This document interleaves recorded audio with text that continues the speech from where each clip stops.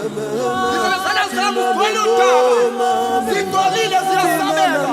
Zisawa na mtinga unakosa mbele za mwana. Nako kama kinotado na usamue. Yoshela kiwaru. Kungo wako kosa. Obona nini? Obona nini?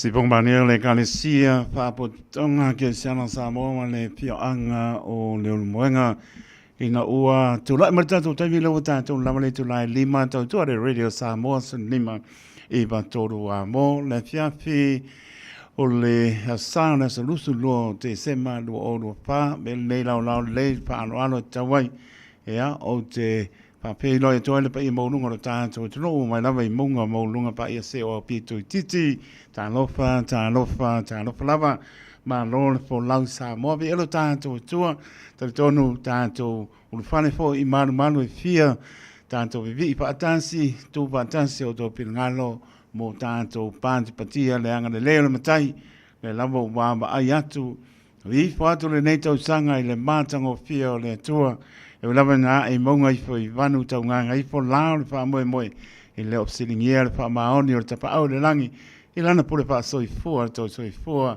lo mātou wola tātou whenua i pe i lungo pe au mnganu le ea i le tau tua wha awau le Radio Samoa sun lima e matoru a mo tālofa lava wha tālofa ia pa au le tana lelo pa tūna pa unia so se tapa o au te ronelo langi a toa tau vini tau suina le vai o le soi fua ia wala mani nganga mo ia marona malo poropa patalo patu ta no falava patalo pe tono malo le tono tanto bana bala ia no fanga ia le pomoni lava o tanto felo i tan sang ia me se lava long sia tanto fam yang sa mai lo to so form ria lo manto vola tanto vivi in fam num fa tai le tua il fai me selie to so form tanto vola le o tanto tu mata ia tu va yaso mo le lo o lo fa maulunga lona nofa malona lei fata nofa tuai fata lopa so mautanga sangase mauta malawa fata tolian malo le tunu inga sangase o tino poroban fata patu fata lopa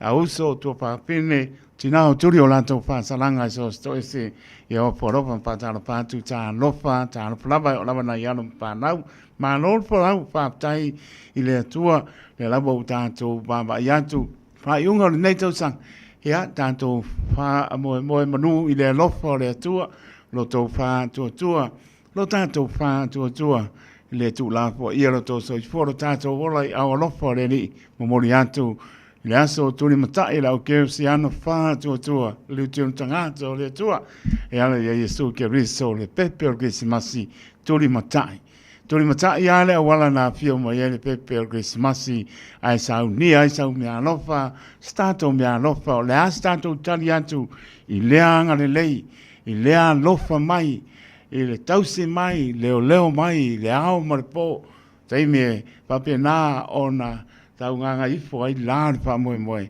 e pa i mai le lofa le i tanto mo wal fio manosi tanto saunia o tō pinala mo tātou roto, tātou te leo mani auro ni tupe, ea ai sau nia o tō pinala mo tātou roto, paulu nao ni meanopa, pia sila ia ni tātou ni whaola, ia whaaptai i lea tua, i lona hanga le lei, tau si mai ia i tātou, le aso, ia mai se lava, nai o ta mā, tu a sina, tānou whae, mā le pane, mā nore whalau vi ia le ri, tau wivi mai fi tām, whaingtā le ala, ia mai se lava le teimi e tau manu lua ne tunu e la ngona le alofa atu tau vivi ma le manu lu ia a le alofa le li malana pa manolong lo pa iatu pa iane pa ipo mo na maros le lava o tātou wo o mai le fiafi i le alofa malanga leo tātou tua le ua whaminu te o te aile tu lai lima tau tua le Radio Samoa so lima i watoru a mo mana tua o mai elpor kalamea loia le na Masani o na winatu le tulai lima le pionga leurua i o Linda Woodruff ia it's time for o luma pe au le tau sang po le lofa mlanga le mtai lona soifua mle maro le tru ma to wor ia tal tono la pa ilo po i lunga po ngatia te me to po i mai por klame le pionga loia ia lava por klame la pa penan sang pa ia por klame le Radio Samoa ia la pa o wina lava per masene foi ia so manolo ni so la penga venga la auto manolo ia ni so nganu lui pa wau pe tau tua le Radio Samoa so lima i batoru amo ia mori atu lava pa tai le maro le tono le ato le tono le au penga le sofi la auto tatalo fai pe ro manuia le pu le ngare Radio Samoa mo matu tangata le aso mo le aso lau tapo inga faiva tapo ia ea e maramnia mantu le fa malo mo le fa tai po lenga le Radio Samoa ea malo fa tai la to talo ea mai se o lo to talia ina o le tautua le Radio Samoa sulima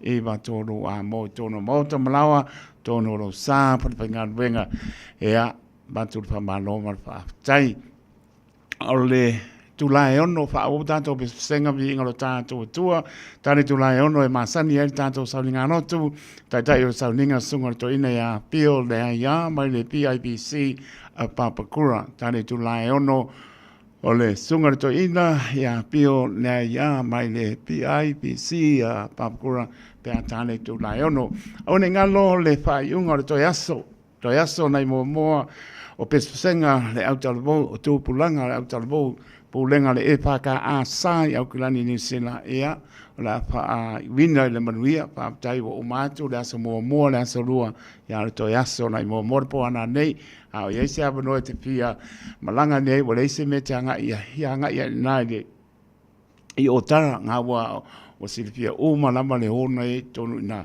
ia te poki ia o ina le a mata le fitu pe senga pa ai o le aso o le po muri ana nei o umale po mo po aso po na lua ia pa tai po maro le tunu le anga ia foi ia mai moi foi ia o le tana le nei lava o lo tana ia o pe senga o le autu o le mea lofa Maria de la Langi o le mea lofa Maria de la Langi Mary's kept to the world o le na le autu la le na lo anga ia pe senga ia pa tai po le mano le laulawa fono tu planga tarabo le e paka asai au kilani pa manu le sunga le pa pe kanga ya arusio Mikael la to laulau lo ta penai ia o le sunga ya arusio Mikael sunga pa pe kanga ya arusio Mikael pa tamana le laulau tu planga tarabo tai o le planga o le sunga mano malo ya sa mani pe oli sui tai o sunga ya pati villa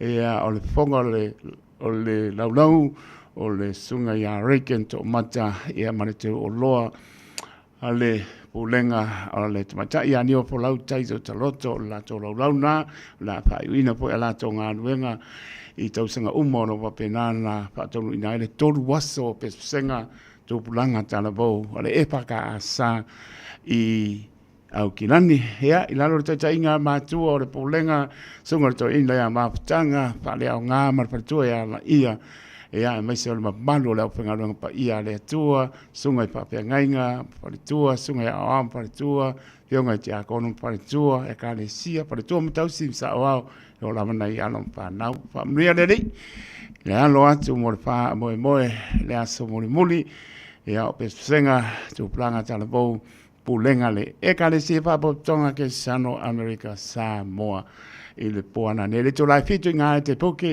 i o tara i o la papena o na whātaunu inai pe a pai o leise me te hanga i ai ia mana i po loa hanga i atu e anu e maraka o mawhukanga i le papena le se kako ka o mawhukanga i pai i oe hevi maraka o mawhukanga o i maraka o mawhukanga o la anu i ngā kai kongo la e mai moa i a kufakuro i a lau ka o mawhukanga e le se kupe anu ai ngā ro lako e ke mai moa i a moa i se mea o ngā bi e le li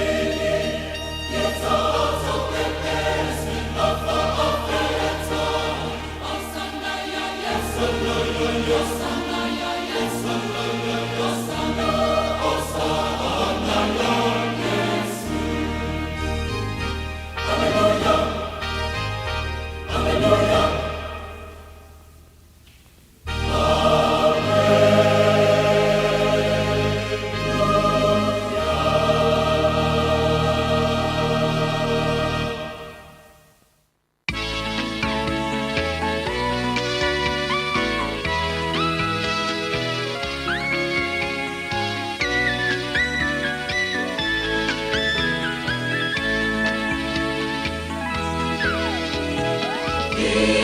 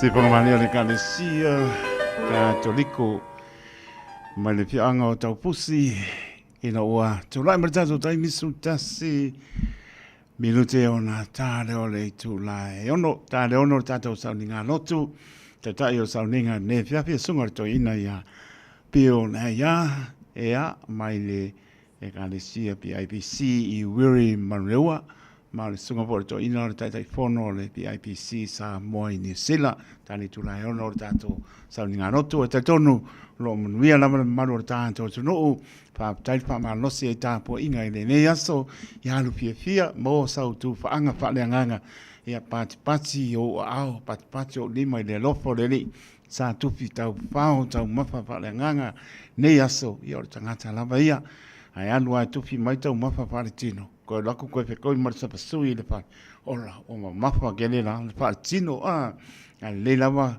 tau whao mo moa tau mawha whaleanganga ole mkoa ma nia ya pa manor pa malosi pa tai ile toro mo so I fu la le nga e manu e tai me sa wol pa vai man le va ya wa por fa italia na me so I fu mo la tai pule ya le ro kwa le ro e le o ku le mai yo ya a manatu ile lofo le li yaso uma ole ase ta talia tu yai le utawa fiafi ne tau sanga lu o lu fa o le a se tātani atu, o le a sau tā penanga, I lofi na ngana mo roto, o tā pena e wha manatu ina, so I fua mai o le pepe o Christmas. Pena mo nopo atu, turi mata I a le awala, tupu o le li o li, na anua I lalo le ele, so I fua mai le pale o mano. Tā penanga na ina ia turi mata I e tātou I tau wina I tau sanga umalama, oni o tātou langi wa pese, so I fua mai le mesia, so I fua mai le pepe o Christmas ai ngalo io tato mana tu a pe tu la nanta fo le mai ba nga I le Christmas o le si tau sanga a lo tu mau pe tato o lo fe le pe le ba te ai ngalo le alan so I fua mai le pepe o Christmas o le ala e mau lalo e le pie so I fua mai se pepe se tu pu o le lalo lang ia wa fo e ia le upo le ma ala va pe na anu le tupu io so I fu mai le pale ma ia le tupu ma le li ori ia le ala mo la lo pa ta ile mo tanto ia sa uni o to pin ngalo mo tanto lonto pa tani ai lo tanto le fa ola o le na sa ili ia te oe ma tanto na le lo le sala o le ngalo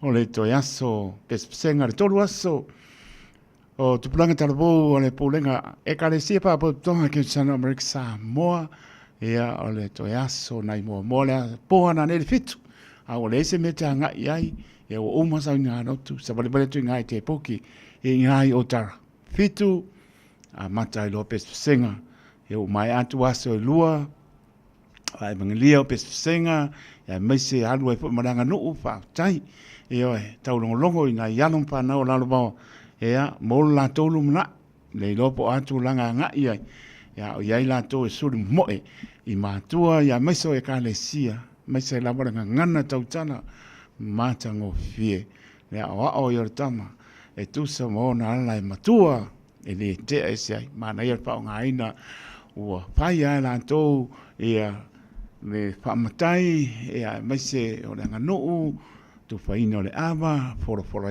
le awa, sufi o awa, e am tulanga wa pēna whatonu i le umalawa tu planga lea i le pō, mātanga o fie. Ea, a o leila se me te anga i e umalau rotu.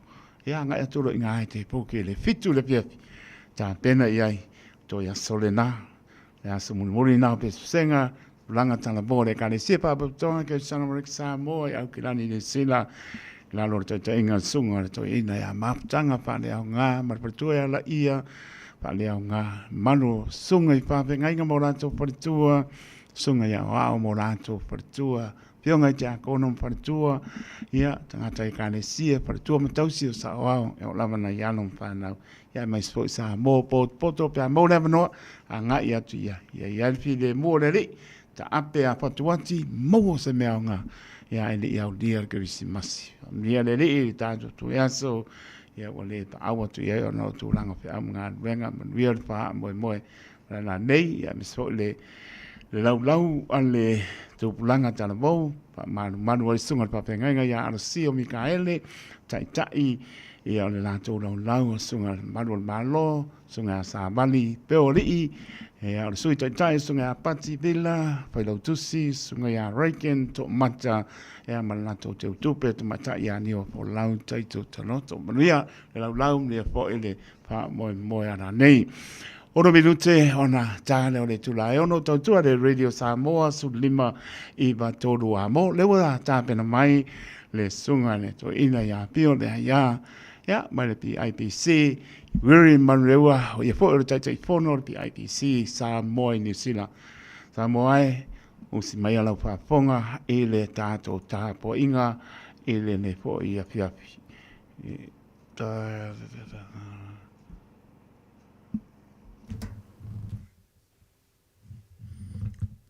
Tato ta po ia tu ile tua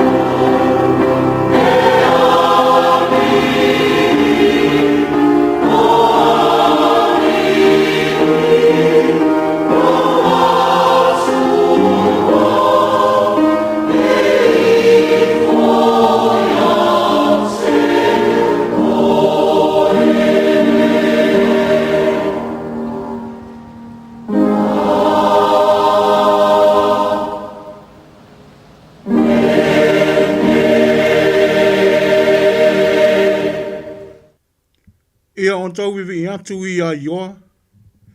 Vivi atu ia on tau au nā le li. Ia whaafetaia ne suafa o le ri. Ia amata mai nei lava. Ia o I le whaavavau. Ia vi ia ne suafa o le ri. Ia fua mai I le mea e alu ai le la. E o atu I le mea ngoto ai. Praise the Lord. Praise, O servants of the Lord. Let the name of the Lord be praised, both now and forevermore. From the rising of the sun to the place where it sits, the name of the Lord is to be praised. Say o tātou te tālo. Le nei la mawhiawhi, ina ua tau ngā ngaifo le lai lona nofoanga mau I le nei whiawhi. Sa mātou te tala ina fo I pui o malu. I le whata whaitaulanga ma le whata whaitaulanga. ina tai au ana leila. O nisi fo ai o wha e ka le sia ma whata whai taulanga.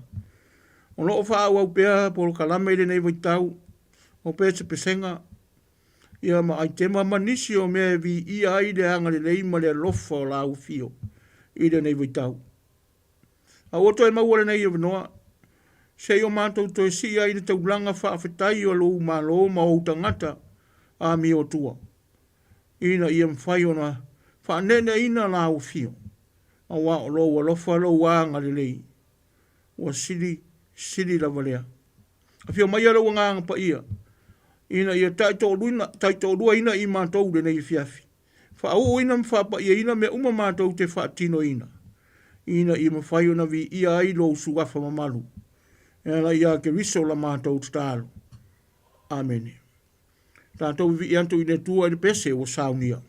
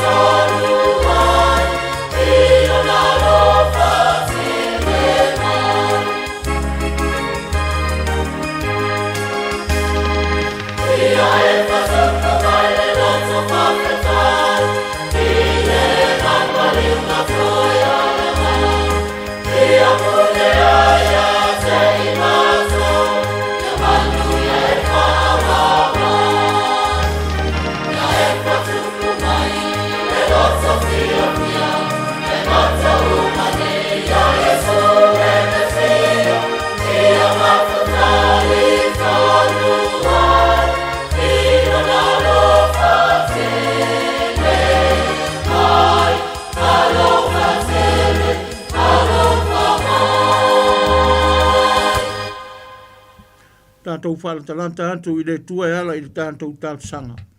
Tātou ifo matatano i le tua. Le tua mamanai, o lau fio lava le tolu tasi pa ia o le tua le tama, me alo le angang pa ia. Le nei lawai tu la fiafi, o mātou mōri mawina, ne ai o lau fio lava o le tai, o lo mātou ola ma le soi fua o lau whanau. O wa o lau fio o le tua lea o le ola, o le tua o manuia, o le tamau a inga. Ia e maise lava o le tua e mua lo na lofa ia i mātou ai muli lau to sa. O mātou whaaftaia na o fio le nei tū la fiafi. Mātou to e tū ma to e tepa, le fo launga na iau tangata, se o mātou watinu. Mai lawa le amatanga o le nei tū sang. A o leo o mātou tū vai nei, ina yaso o tutoe, o na mātou au dia leo le kirisi masi. E whaaman natu ina o le aso na so i fua mai aila o fio kirisi. Ia mese fo i, o lo mātou pa i antu i le whai unga o le nei tau sanga. Whaatalo whaantu i le tau sang fau. O le anganga whaaftai lea i le nei tū la fiafi. E ulawa na whea ngai i mātou malava. Ala mātou whai ngā malanga umi, na whetai a iai ma whaafihita hauri. O lau wala au pa ia fōi i te tono a inga, o wha mai fōi. Ia male tele o whaafihita hauri nā whaatia ai fō launga lau whanau mai mātou umalawa. A le nganga whaafatai lea i le nei fiafi. Ina o mawhai o na mātou tū vai mai. Ile nei fo iaso. Ia mātou te tā pena tiri ai i mātou. A wā o le waitau o le a te veni e te tau o na mātou tā pena pena. Mātou mana tua ai le lofa o la au fio. E ala leo o mātou o mai. A wā o le vi inga ma le whaamanu. E le te tau lava o na fo'i i la au fio. Le nganga whaafitai le nei fiafi. Mātou mōri ma wina no wa lofa ina i o mātou mātua mātutua. Tua a sina sina. O whea lava o iai i la tau le nei tū la fiafi. E mātou te i oina ma mōri ma wina. Le lofa sisi ese o la au fio. Mawai no la tau mnuia i le soifua i le tino. Ha ua siri siri le soifua wharenga. Ia mai se fo'i na i au tangata. O whea lava o iai i la tau. I lea whata whaitaulanga ma lea whata whaitaulanga. Ia mai se fo'i i la tau ua lea ma whailava. O na pa au atu. Ma watu i tāpo inga lea nuu ma lea nuu.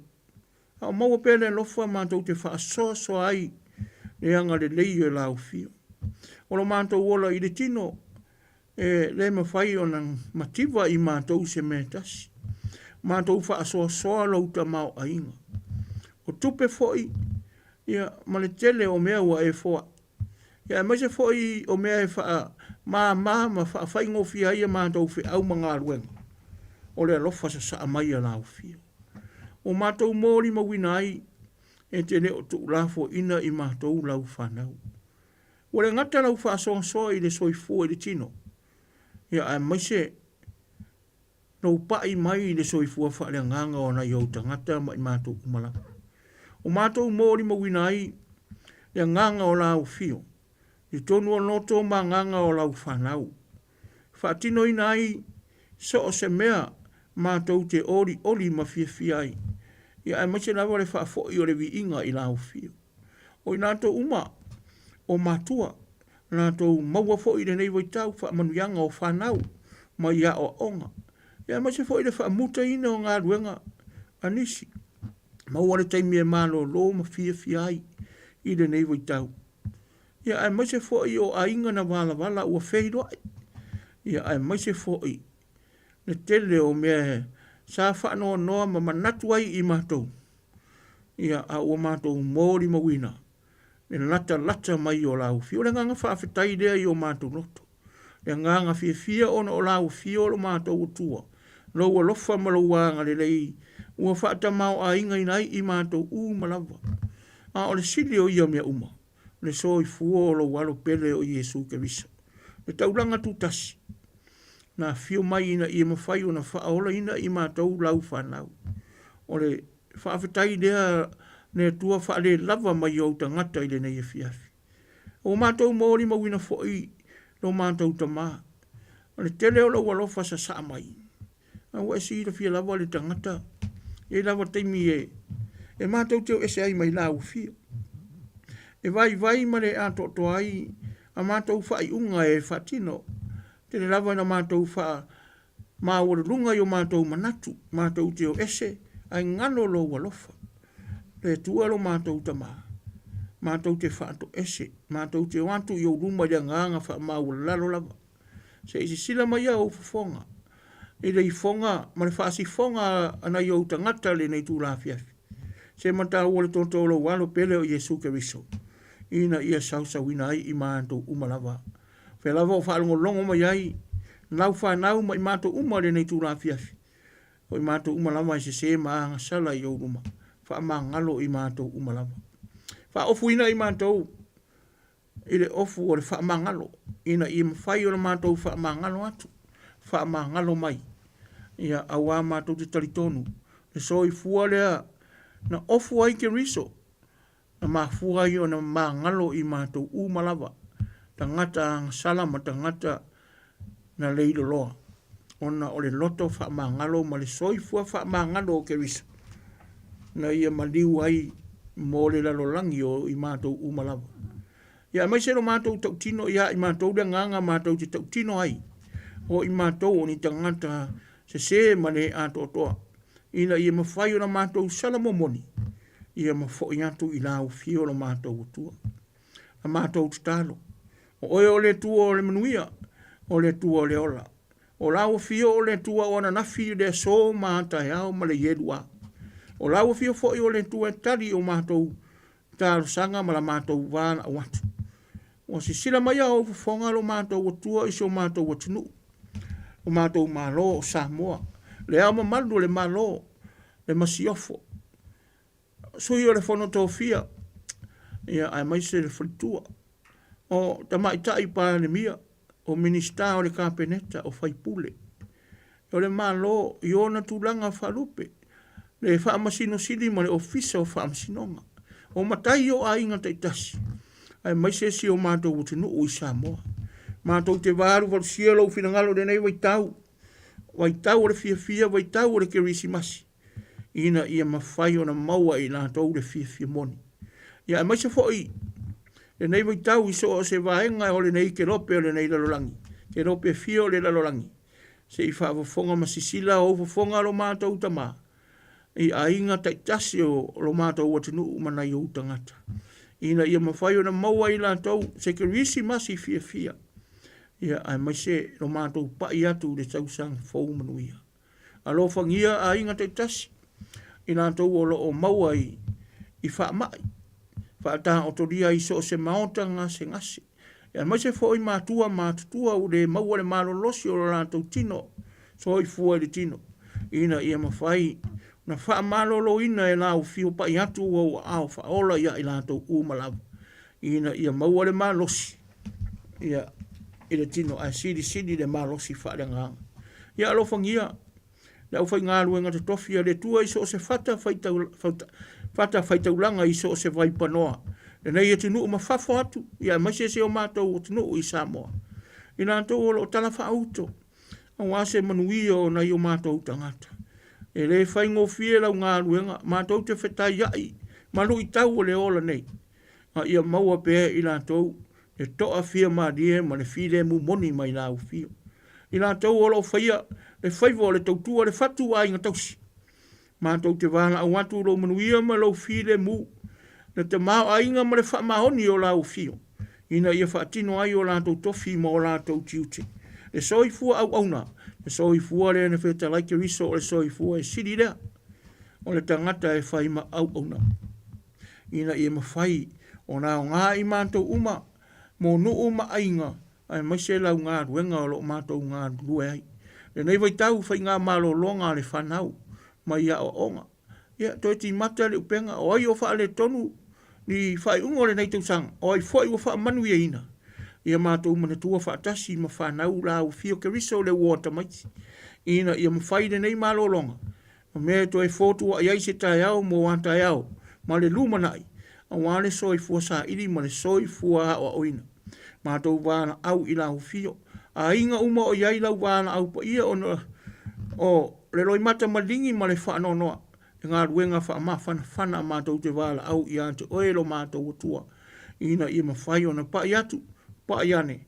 E mana tuai i lātou o le tasi leana asanga o lo mātou ola. Ina i ma whai o na mātou sopo i antu le lalo langi fōua e tā pena ina mō tangata wha atua tua uma. Alo whangia i lātou uma le au sū whai. Pia maua ni mea no nofo ai. Ia ai mai se atu nuu wāntau ma atu nuu pōngi sā. Lou mana malama ia se suru atu. Ina ia wha nofo whire mu ina na iau tangata ma le lalo langi. Ia i lātou uma o wha longa mai. Ia mai se o mauana le nei ala leo. Ia alo whangia le nei fiafi. I mea uma mātou te whaatino ina o apo kalame so o se whata whaitauranga. O whaatino ina le nei waitau. O mātou whaatalitari atu ina yaso o tutoe. Ia au ale whaamanatu ina o lo uaso so i fua ke riso. Tātou whalau whaatasi malau fio. E manu i ai o mātou whaiwa mo mātou tiute. Ia ai mai se mea uma mātou te whaatino ina. O wase vi inga o lau fio. Alofa ngia na i o mātou mātutua tua āsina sina. E soi fua le tino. Ina ia tulu inisi tausanga stele. Ia ai siri lo lātou soi fua whare nganga. E mātou te mafuta i pēr le nei le lolangi. Ia mātou manatua sungai lea o ian taito ma le nei ana leo. Ia mai se uma i lātou o lo ngā rurue. E au auna wā le tautua ina o lo watunu o mana i au tangata. Ia maua lo lātou māra rosi. maua le poto ma le tamao ainga e whaatino ai tofi ma tiuti. Ia o lātou uma o fia maua lau fesoswani le nei fiafi. Ia pa i atu lo wanganga. O lea la mātou tatalo. Ina ia mawhai. O na whola atu i au runga whaatasi ma tatalo. Mea o lo ma mawhai le noto o le tangata la waia. Ina nei fiafi. Ina ia mawhai o na sisila o ufufonga. Whaia lau lava fina ngalo. Hai aua so mātou loto whaatau anau. O na o ke riso e alaila mātou tatalo o mātou wole ma wāla au atuai nei. Amen. Si o tātou te viantu i le tua, i le pese o saunia. Oh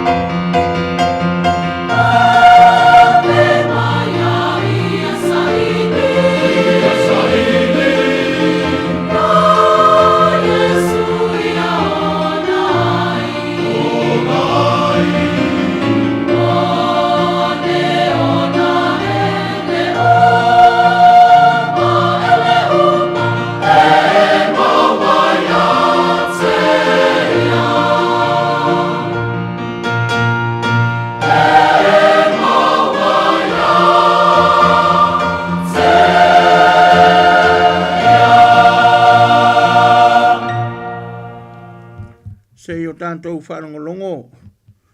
I le whaitawina o nisi o awhionga o tātou o tua. E tusi a mo le tusi whaitawaso le kanesia pepereane i New Zealand nei. E o la o whaonga ina lea i le nei tūna fiafi. O le tusi mai le whenga inga tuai. Tusi le prefeta o mika i lona mta upo e lima. Whaitawina urua i whai upo e lima. Mika i lona mta upo e lima. A lona whai upo mua e whaangata mai le whai upo e lima. Whafonga mai ai nisi o awhionga o tātou o tua. O le nei, i na a whaala e au ia o oe le tama whawhine e ana au. O ia sio ina i tātou i le taua. Nā tau te tāi le to'o e whaamasino i Israelu i lona ala whau. A oe pete le ema e wharata, e i titi oe i afe o yuta. A tupu mai i a te oe mo au, o lena te whai mawhai pule i a Israelu. O lona tupu mai, talu mai ana moa, lea. Talu mai ona pō le wawaulawa. Ai pitai. E tu ua i lātou e ia se ia o i ona pō e whanau mai ai o ia o le a whanau. Ona toi fōi mai ai lea i le whanaunga i Israelu o e te toe i ona uso. E tū fōi o ia ma leo leo i ante i lātou le mana o le li. Ma le mamanu o le suafa o le li i lo nātua. Ona lātou nofo mau ai lea. Awa ona po ia e mamalu ai o ia e o i tūru inga o le lalolangi. E whai fōi o ia mamanuia. Pe a sau a suria i lo lātou lau ile ele. Pe a soli fōi e ia o tātou maota. Ona tātou tō tofi ai lea o leo leo e tō fitu. E te i a te ia ma ni isidi e tō awaru. O ne tusi mai le whenga inga fau. E wangaria na tusi e luka i lo na mata upu mua. E a mata lo na whaitawina mai le whai upu e whase furu male ono. E whaangata mai le whai upu e lima se furu male lima. Luka i lo na mta upu mua, mata lo na whaitawina mai le whai upu e whase furu ono. E whaangata mai le whai upu e lima se furu male lima. O na whai ane lea o Maria, ua vivi i antu lo loto i le li. Ua ori fo i lo uanganga i le tua lo u whaola. Awa ua sila mai o ia i la na au na whawhine, ua wha maula loina. Awa e a mata mai nei o na wha amu ia mai i a te au o tūpuranga uma. Awa o le e ona le mana, ua whaia e ia mea siri mo au. E pa ia fo i lona suafa. O lona alofa fo i e ma te tau i a te au. I a te ia i au ngā tūpuranga le valea. Ua ia wha lia le malosi i lona ao.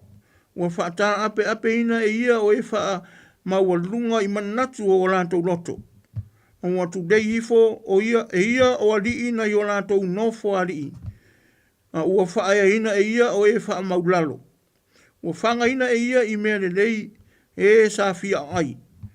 O e mau mea ua afu ina atu e ia. Ua fesosoani o ia i lana au no i Israelu. Ina ua mana tua lona alofa ia Abrahamo maana whanau e whawawau. E pei ona whetala i ai o ia i o tātou tamā. Ia whaamanuia mai le tua. I lo tātou whaitau. Ma whaalongo longo i nisi o ana whionga. Alofangia e lona nganga.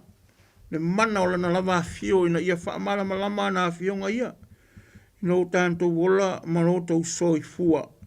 Ia ua se tā ua molo soifua au na mano tātou wola tautua ia te ia.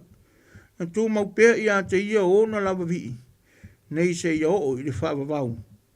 Amene. Nei lava vai tau o pese pesenga, vai tau o pese. Se i wata fia pese fo i wha mole mole. Se i toi tā mai se si tātou pese. Na whai ei leo so tātou manatu le nei fiafi.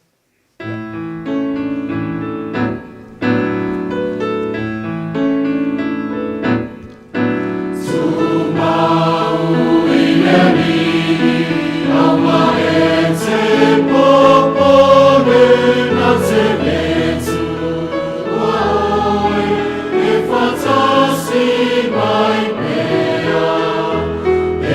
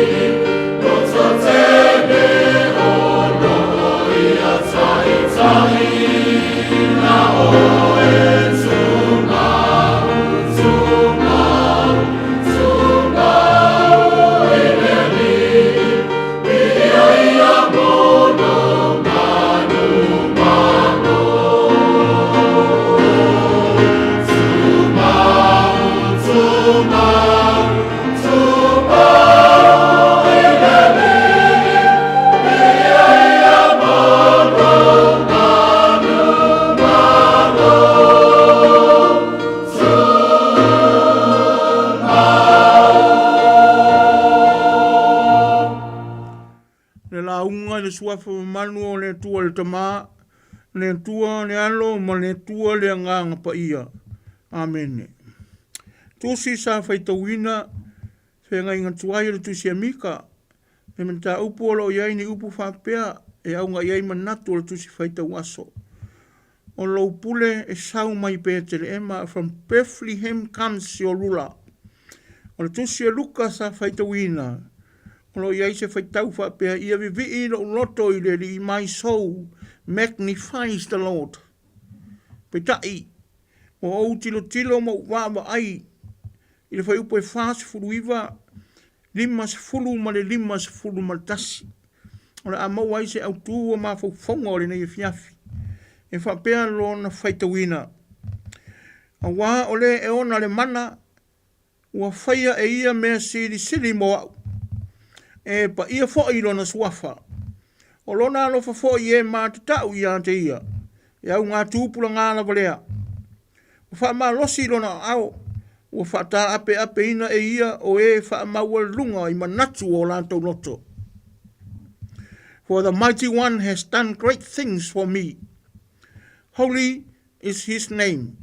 His mercy extends to those who fear him from generation to generation. He has performed mighty deeds with his arm. He has gathered those who are proud in their inmost thoughts. O se aunga o manatu, ma mawhau whaunga le nei a fiafi e whapea o nā o te renga. Whaafetai mo le wha moe. Thanks for the hope. Whaafetai i le wha moe.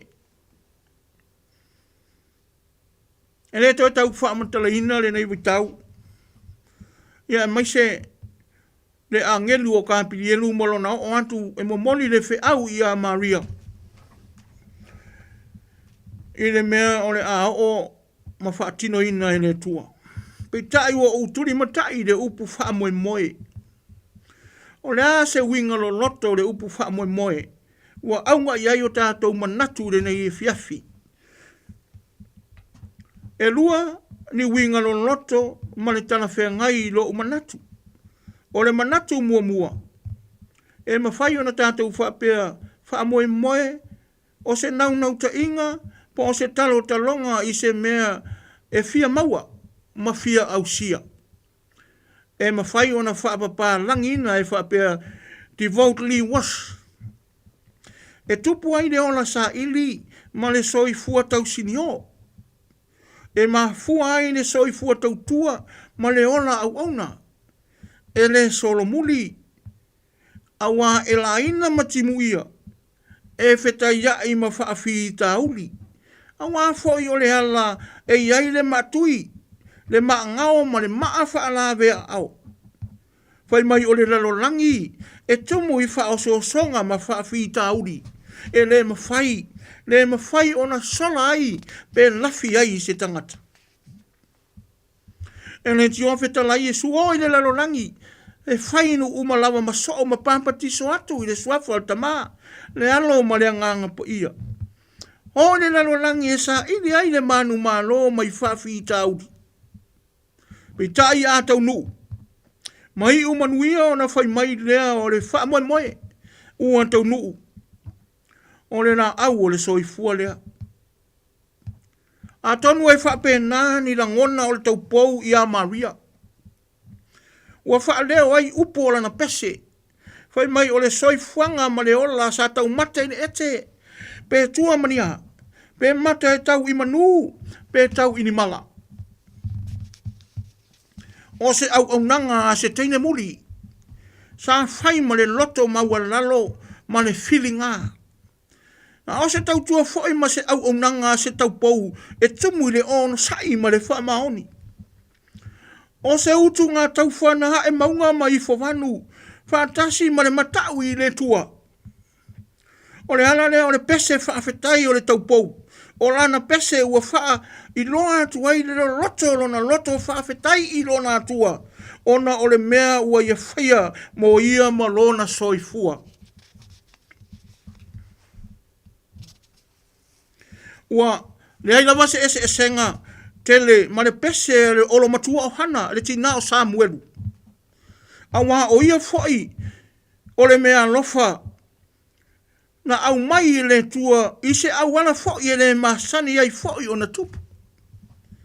Na amata le pese whaafetai le tau pou o Maria i lona maa fau ma au tala ina le lofa o le tua i ante ia e ala i lona fili ina o ia o le tamai tai e pei o tamai tai to tele e tau wala mai ai le manuia mo tangata lau tele.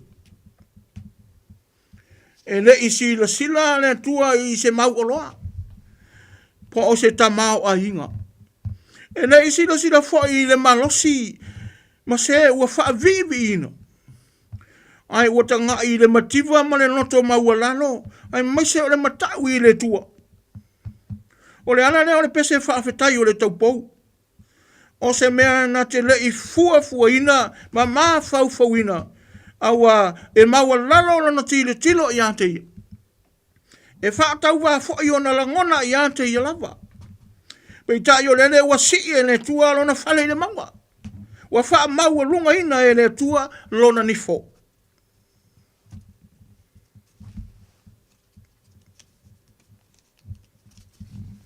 Aisea wa wha maua lunga ina ai e le tua. Ai se au whamanuia ai e le tua. Ona o se tai e au na ma le loto maualalo. O se tau pou e le mimita ma whali e lia o ia. Ma whapeane o ia e tupunga mai le ainga o le tupu o tawita. E le pei o ia ma le tele o tangata i Israelu mai utaia. E whaala la o ilanto o suli o Abramo. O tangata pa i pei tai. Wana o se tau pou le tau o loa i ona manatu mo na langona. E lafu o tama se ngongo e vala atu manu. Ona o le loto maua lalo ma le matau i le tua. Samoa. Le soifua mawalalo le na. Le whaafafonga ina e le tua. E whaafafonga ina e le tua le soifua loto mawalalo. Le soifua whaamaoni ma le matau i ante ia. Le soifua le na e tau nuu ai le whaamoe moe le la au le soifua e whaavavau. O le ala lea. O le whaafetai o le tau pou o Maria i lana pese i le tua. O na sa le i manatu o ia. I lona soifua sa ili ma lona soifua au na ma le soifua tau tua. E vave se tami e manatu mai ai le tua i ante ia. No tātou nuu ma no tātou watu nuu le nei e fiafi. O le vainga mua le na i le upu wha moe moe. E tātou te toi tepa le nei vitau. Le te leo wha manu yanga. O wha manu ia i ita ua i le tua i le nei vitau. O a onga le whanau. O ani mea ua ausia. O le soifua fwai ma le malosi. Ta mau a inga i le mawhai. O na whai tauina. Ai o tā pese whaafetai i le tua i le nā. E ia te oe lau tali. E ia te au fwai lau tali. A le mana turo na lua. O le upu wha moe moe. E wha pēr no na wha matala talaina. Wha moe moe o lona winga o le wha lango lango. Taita ina a vea ma mea whai ngā luenga. A vea ma ute o se wha moe moe. E a mata mai lava i lonto i whale o ainga. O nuu, o maa lo e kāne sia. O wha po te putonga ma le soi fua lau tere i ngā luenga. Wa tō fia i tātou e whai ma wha moe moe o nuu. Wa tō fia i tātou e whai ma wha moe moe o maa lo o ainga ma ngā luenga le tua. Wa wala au ina wha pa ia ina i tā ua ma wha au ina. Ma wha ma malu ina wha tasi ma le nganga o le tua. O le ala fo i lea, o le pese whaafetai o Maria, ina ua whai e le tua le mea sili mo ia. Whamai o le tinapa ia, ua avea ma tinapa ia, e tau wala mai a te ia, le tua. E le imimita, ma wha lia, ina ua longo atu e le angelu. A ina wha te ia ma le noto maua lalo, o ai ia ua manatu mai ai le tua. La ngona mama faufonga o le tamaitai e matau i le tua. Whai mai, o le e ona le mana, o lona suafa e pa ia, ua ia whaia mea sili mo ia. Samoa, e asa u whaafofonga anga. Ua wala au ina i ta ua e whai mamatua, e wha moe ia i tūpulanga lalo wa o Samoa. Wa whaapa ia ina i ta ua e whai ma whai au. O le au whai ngā ruenga le tua. O whaape whea. O na whaatino ina le tā ngā ruenga. Wa wala au ina i ta ua e whai ma hao ma malu le malo o Samoa. E whai ma pale mia. E whai ma minista. E whai ma whai pule e whai ma matai o ainga. Wa wha moe mai i ai le tua. Fai ina ua ta watu ele angelu le tala ya Elisabeta le olo matua o le ainga o Maria. E le i wha mau lunga. E le fe au ale angelu nga ta watu i ante ia. Mo le manatu i lona tūlanga. E na tuu mea uma e mo moe se iwa ai le olo matua o le ainga. Se au nanga e sili i lona tautua ma lona ainga. O wha pefea. I tātou ma le wha moe mai o le tua ia i tā ua. Le ala leo le pese o Maria. Ina ua wha moe ia i le tua e tau wala mai ai. Le pepe o le kirisimasi. Ai asa moa le pepe o le awhanau mai.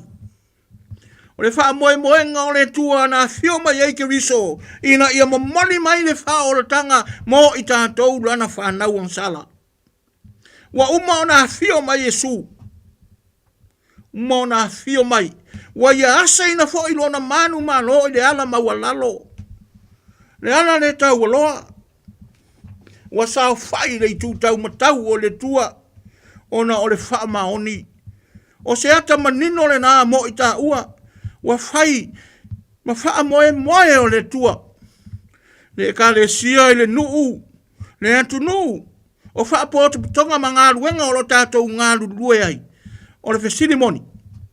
O tātou pe pese ai ea ma vivi ai i le tua, o wha pe whea o na tātou langi ina, le vi inga o le tua i le nei vaitau. Awane i ngalo sa moa wa uma, o na whana umai le pepe le kirisi masina o na toi au tala o lau soifua ma so uola. Ma tātou tilo tilo, po o tala whea ngai le nei vaitau. Ua tele, itu ai ngā pese i lunga o le YouTube, tele i lunga o le Facebook, itu ai ngā pese o lo pe pese ai. Ti ngā lava o le matai, ti ngā lava o le whaipule, ti ngā lava le tofi o lo tau aveina. O lava i lau whai ngā luenga le tua, se ua toi titi lava, tu le limo le tasi le isi, le ifa pena, le pese le na pese ai Maria, ina ua wha moe moe ai le tua. Le nei vai tau, ua le whaitau aso, le whaitau vai aso, ua tātou la lata atu, le wha i uina o le ataveni o le tā pena o le soifua o le tangata, mo le tua, malona malo. Samoa, le nei lava vai tau e tātou te toe tūma toe tilo tilo, po o tāna whea ngai la tā pese o lo fatuina, le pese e Maria e mana tua i e Maria, le tua na avatu le wha moe moe i a te ia, e maise le manuia, o tātou o tangata o le au whai ngā ruenga le tua, e tātou te tau tua ina a inga o nuuma e kāne sia e maise le malo o Samoa. Tau tua nāma i tātou de nei vai tau. Ne pepe oro ua tātou wanga atu nei e wha manatu ina. O le wha moe moe sili le nā, o le nganga o le tua, ina ia pai mana lata mai i le soi fua o le tangata. O le Emanuelu, o tātou nuti mea wha atasi ma le tua. Wa iai le tua i le lalolangi. Samoa, tau tua nāma i tātou de nei vai tau. Ina ia hatangia mai i lau pese ma lau pese. Nea lofa sidi ese o le tua. Awa uia na tō fia i tā ua, na whaapale ina i tā ua, o le tua foi na ia whaia, lo na ata manino ina ia whaapea o na tātou murita ia, e whai mao na soo. Whalau tele le tua ana fionga, awa ne loto whaafetai o le tangata Samoa mai tātou uma, awa le wha moe moe wa au mai e le tua mo oe mau. Amene. Tātou whai ure pese i le nei fiasi.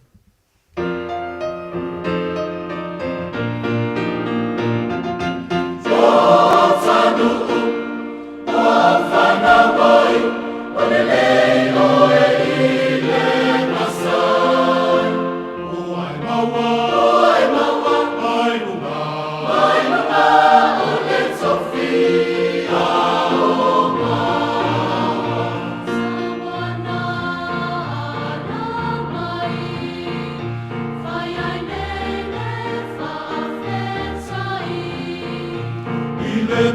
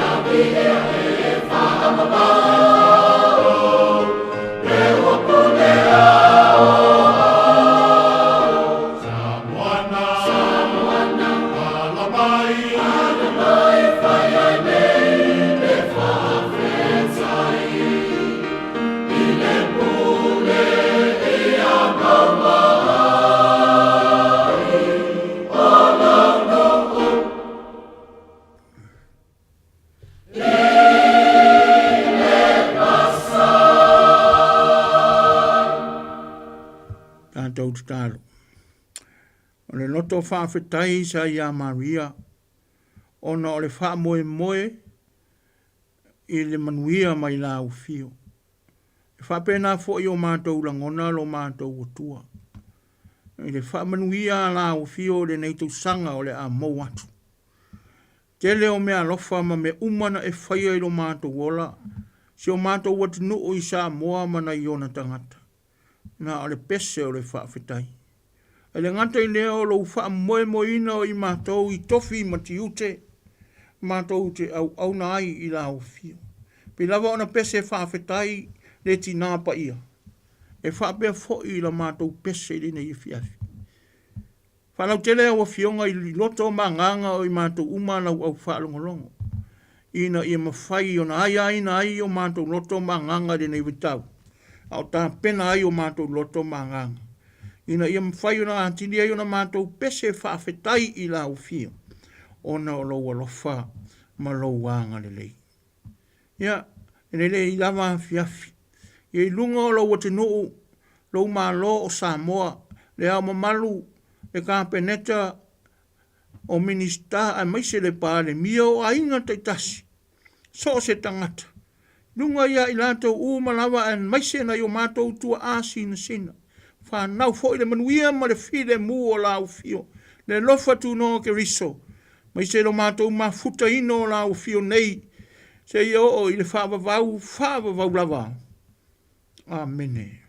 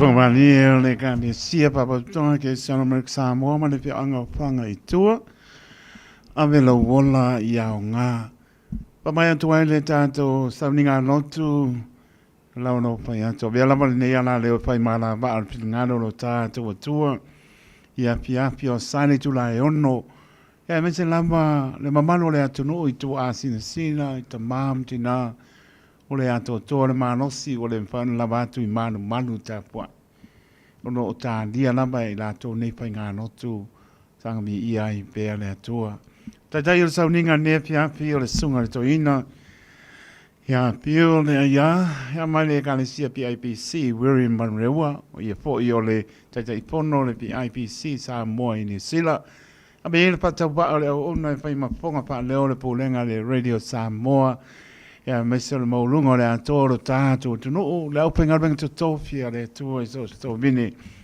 mo mori atu le nganga o pa ma no la sunga to ina le la mo lo sa fiang pa ia lo tato tu e ala mai la sunga le fiafi to ma tau vinai lo tato so I fua mo lo tato vola pa le nganga ya mesel pe autaua pito I tonu la nga I atu I le pai unga o le netau sanga o tālia I tātou pa manatu ina o le soifua mai o le pepe krisi masi le li whaola.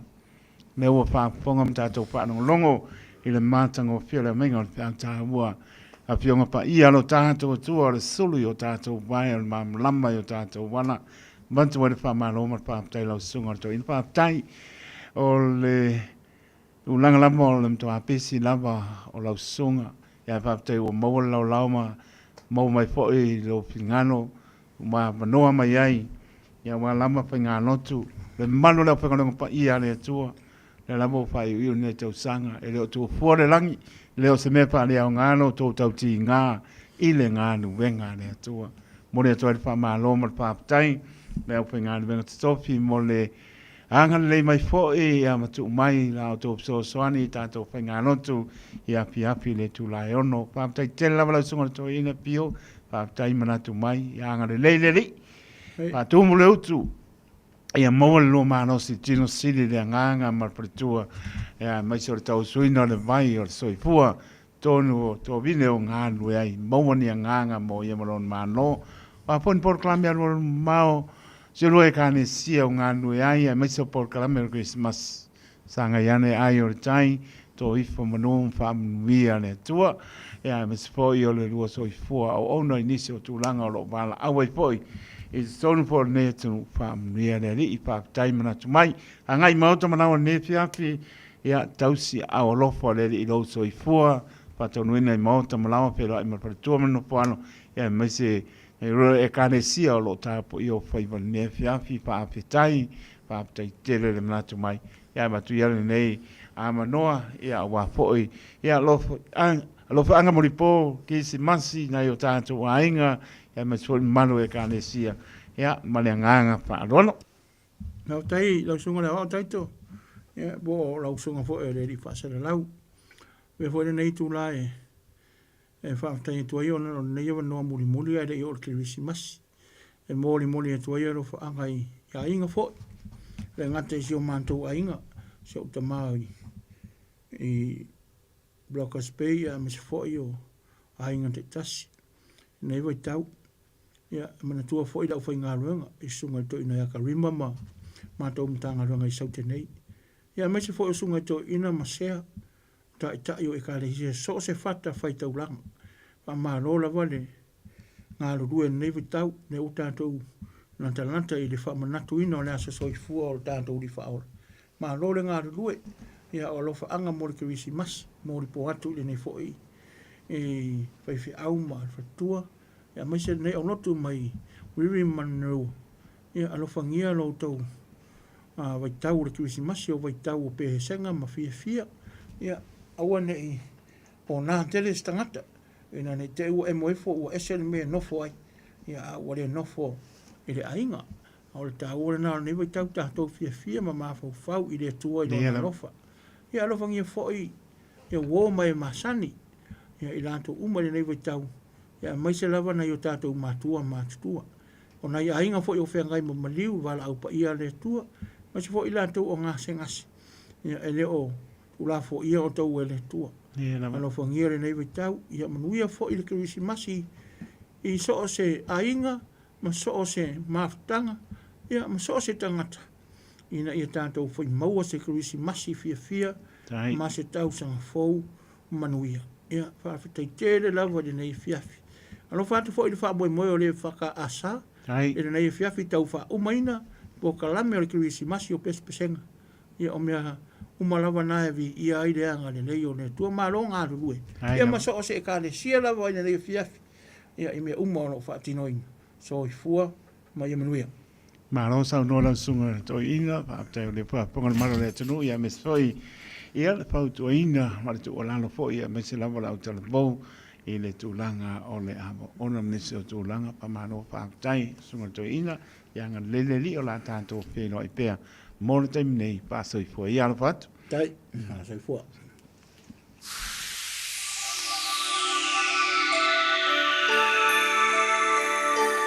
Wai e au, le tanga sala. Wamana tumai ai, Yesu lo ufaola. Kirisimasi, wa ulava le papongai. Yesu lo umasai, te wafafetai. Wa ulava le pongai, ole Kirisimasi. Wasoi puamai, ai lo umasai. Nasoi puamai, se ala sili ona mawalalo. Awa umatanga salaina ia mangalo. Belanie, lili walo maya. Salia la unei di inga o te si itia inga. O te fo atu mapamanu, ile tupu o tupu. O ia ole filemu, o ia ole loko. O wala patu noa, wali utino tangata. Awa unei le tangata, nano posala.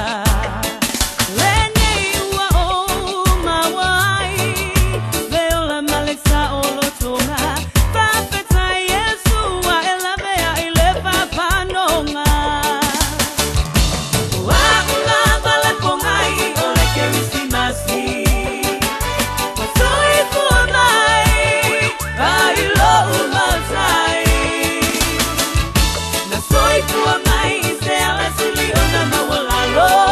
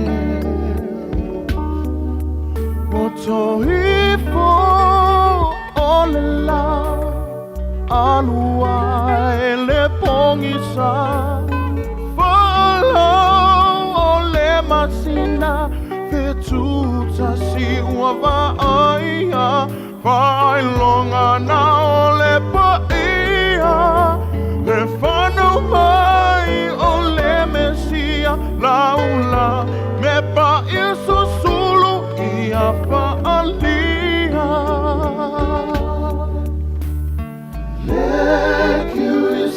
Masilo e matao le fia fia Elea i se tasina telepetia Le curisi masilo e matao le fia fia Le alo le atua le na tongia Angasana i taua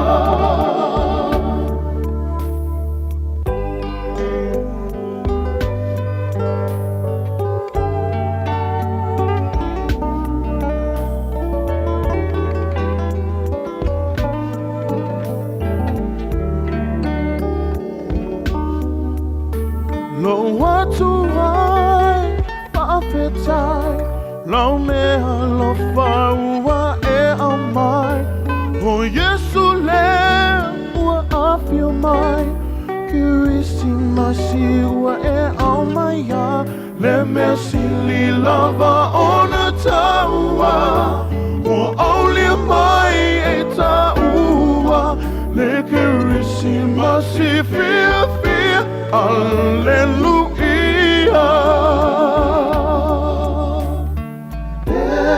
Kirisi masilo e matao le fia fia Elea i se tasina telepetia Le kirisi masilo e matao le fia fia Le alo le atua le na tongia Angasana i taua Kirisi masilo e matao le fia fia Elea i se tasina telepetia Le kirisi masilo e matao le fia fia Le alo le atua le na tongia Angasana i taua Le alo le atua le na tongia Angasana i taua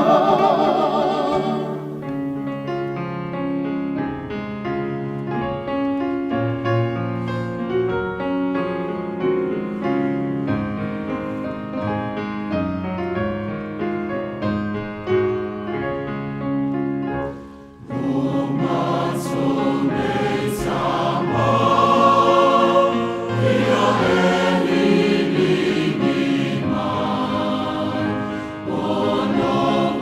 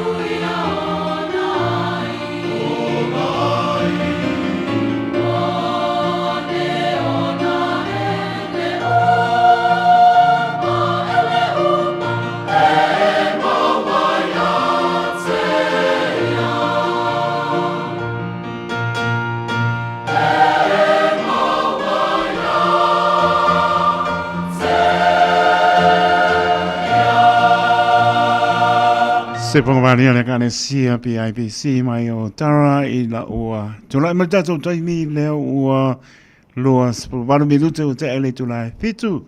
I le tautua le Radio Samoa su lima I vatolu a mo le fiafi o la sa su lua su lua te sema lua o lua fa paputai le tua. Lo lia lama manu tātou a inga so se tu o le neila langi o te roa mama le tero. Eo tātou tatitonu le lofo leli. Tātou mō mai lon pile mō ne fiafi. Kau pātou muamaro tātou sanga e whai ungo neto sanga. Pa manatu le pia mare pepe o Christmasi. Mō sausang fō le muia le lofo leli. Toi pa tā lofa atu tā lofa. Tā lofa lava ma lor po lau. Pa tā lofa ya kai fōr sana. I lunga le apia po linga pa te amosa. Mai melepone ma lor lava. Saini tu la epa pa tai. Sile o nai muria suli tulu ya male ainga tene atu UP36 ya mano lama mabuta mai I Amerika ya saunio tolu to asana so tayao le wanga ngai po lao ma to sa yeleri neuzo ya John L ya mano le mai merponi lo pantu ya pena po ya no sina anti mai merapet ya time up to mai silo na mlia sa panti e seta tango moa ya mano la mala inga time up to mai ta Benji Leonard ya lop telatu mlia le piapi mlia sa panti sa rona muna ya mala inga time lava ele maputa mai ne piapi po seta moa ya lo pantu pena po I Ronnie I au malainga lo fantu ma no la ma mai I o kapeta mai ngafa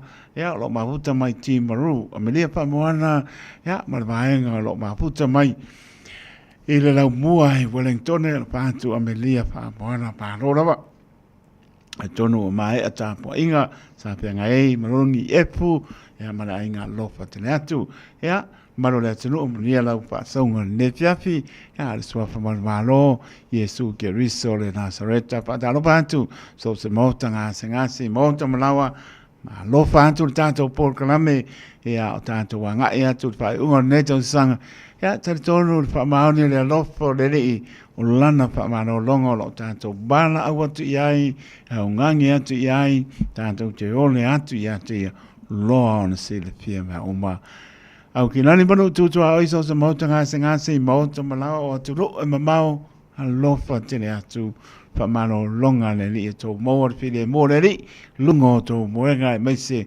tātou baba ainipai unga le nei tau sanga I le lofa maneanga le leioro tātou tua.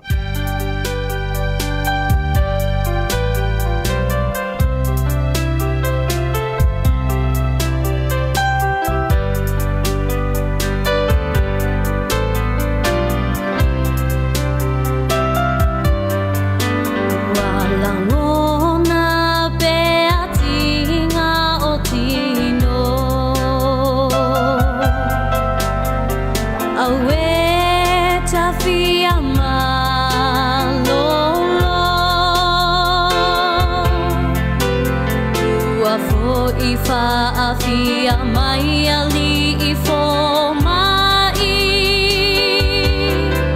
e te ai fo I le tinga masani Yesu e uana o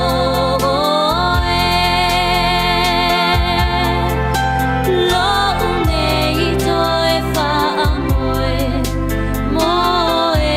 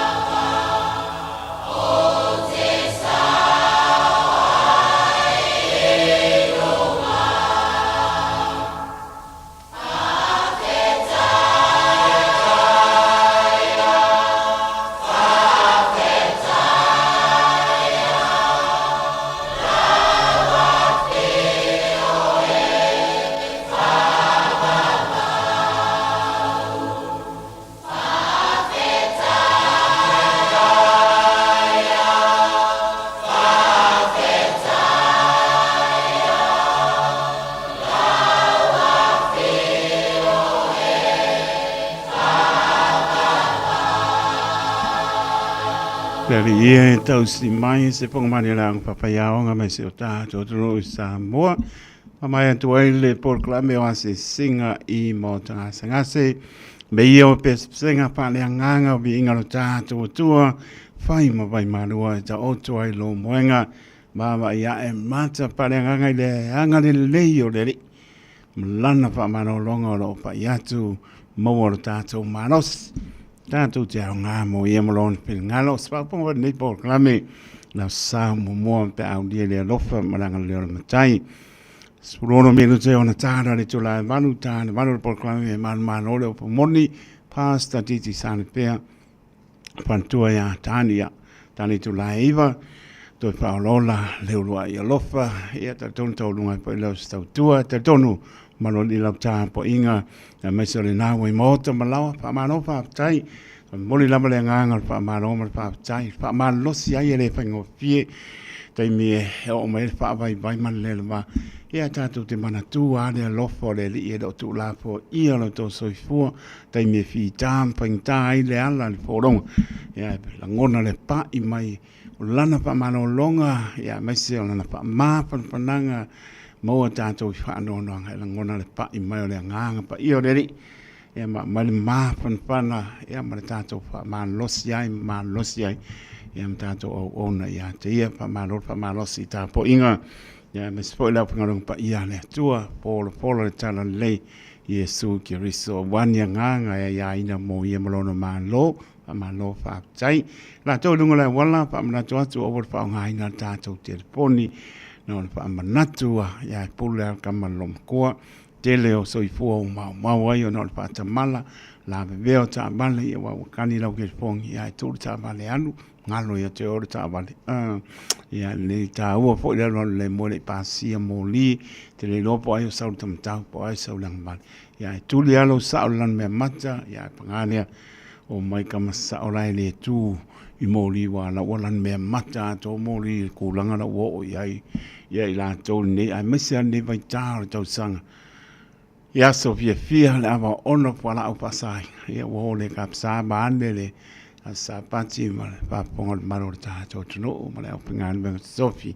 ya ta o tele ta tano ta to matala ya ma mia la maleo me o mal ta to po longa ya tanga I le pa I lo lungo wala ya le ya se si lungo tula pono manenganga pa no pa tala patu ya manongi efu manola male maptu mai pena po ya amelia pa mona mala mo Wellington pa mano pa tai amelia pa mona pa mai pena po ya Cindy P ya ngata leo ra bina ma tautia no maputa mai mala ainga me pone pa tai ra bina ma tau tia ya lo fatu muli po ke se masi ma tau sanga po pa tai ali o ainga para amo leo fale tangwa ya sau ni o to sa pati ata ya America ya mlisi o tunu ya ma to le wa ngai po le la le ne ya so sa pati ta po inga deli ya mai so ta talo ya so mai le no ya wala ma si o ta to tunu sa mo mai la to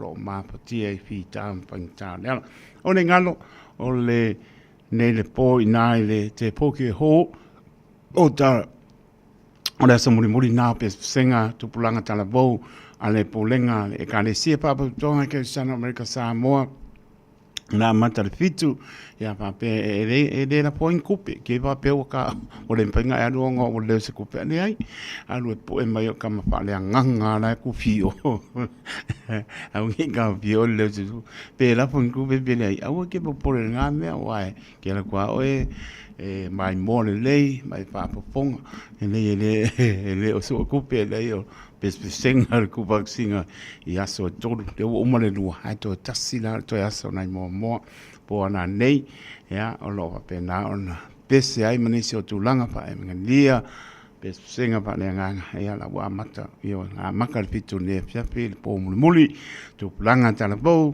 ale po lenga le e pa ka asa I au kelani de sila alo fa tai ya te inga ma tu o pulenga sunga to ina ma tanga pa le nga ma pe tu ia mai se sunga I pa pe nga ngam pa tu ya ma lo lava pe po ia o on pa tu ya ko pa tu ya la to pulenga la ma ya no pa na ma na ya whaongai ni o renga ngana e tau maiti ese le tāua. Tāua tele, ia ko ua ia le ngana e whai ai o se tala, o se tau loto, ia pea o komiki o le pese, ia o e mangilia, ia maisa le o le anganu ua na po sa pataru ina i le anganu sa mua tātou whaongai na i along pānau le kanesia, le pūlenga le e paka asa, matanga o fiele, pa ponga mpānong ea o tau te tana mai nei te maiti tamam tine. Ea maua la tau lenga ngana mita ai ma fia ai tātou. Su tasi miru te ona tāle o le tū nai. Manu tāle, manu le tātou porklame, manu mālo le upumoni. Pāptai lava alo sina ati, pāptai, mālo lava lo maputa mai i Merabat. Ia nuia lava ke simasi ma le tau tangpo.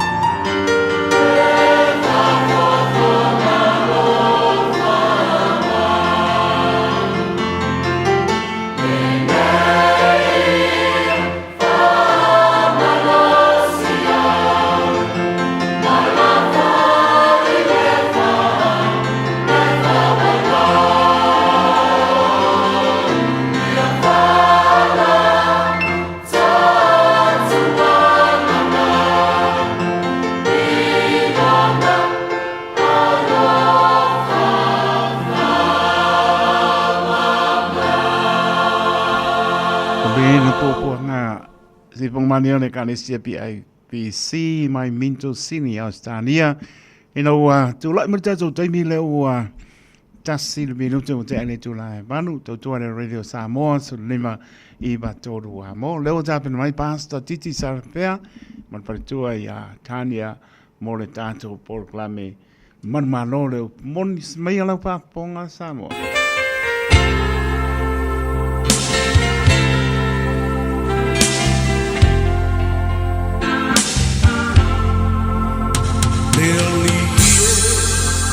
Ia tachala lau whaalogo Ia matala whai totoa Olo uloto Sauni e talia Le pai mai O lau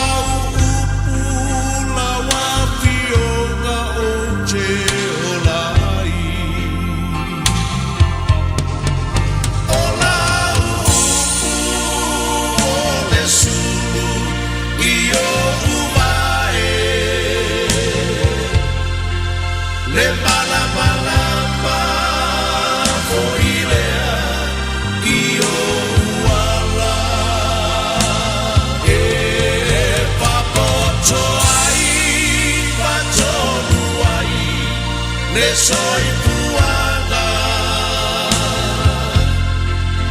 Ola uku e paia E ai le mana Wa o falo I le uku mai lo fofonga Le alie ua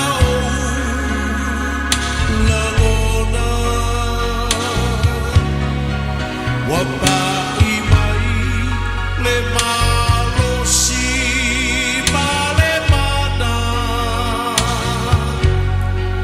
Wa o wiloa o la umu e ai le mana O la umu o le sulu I o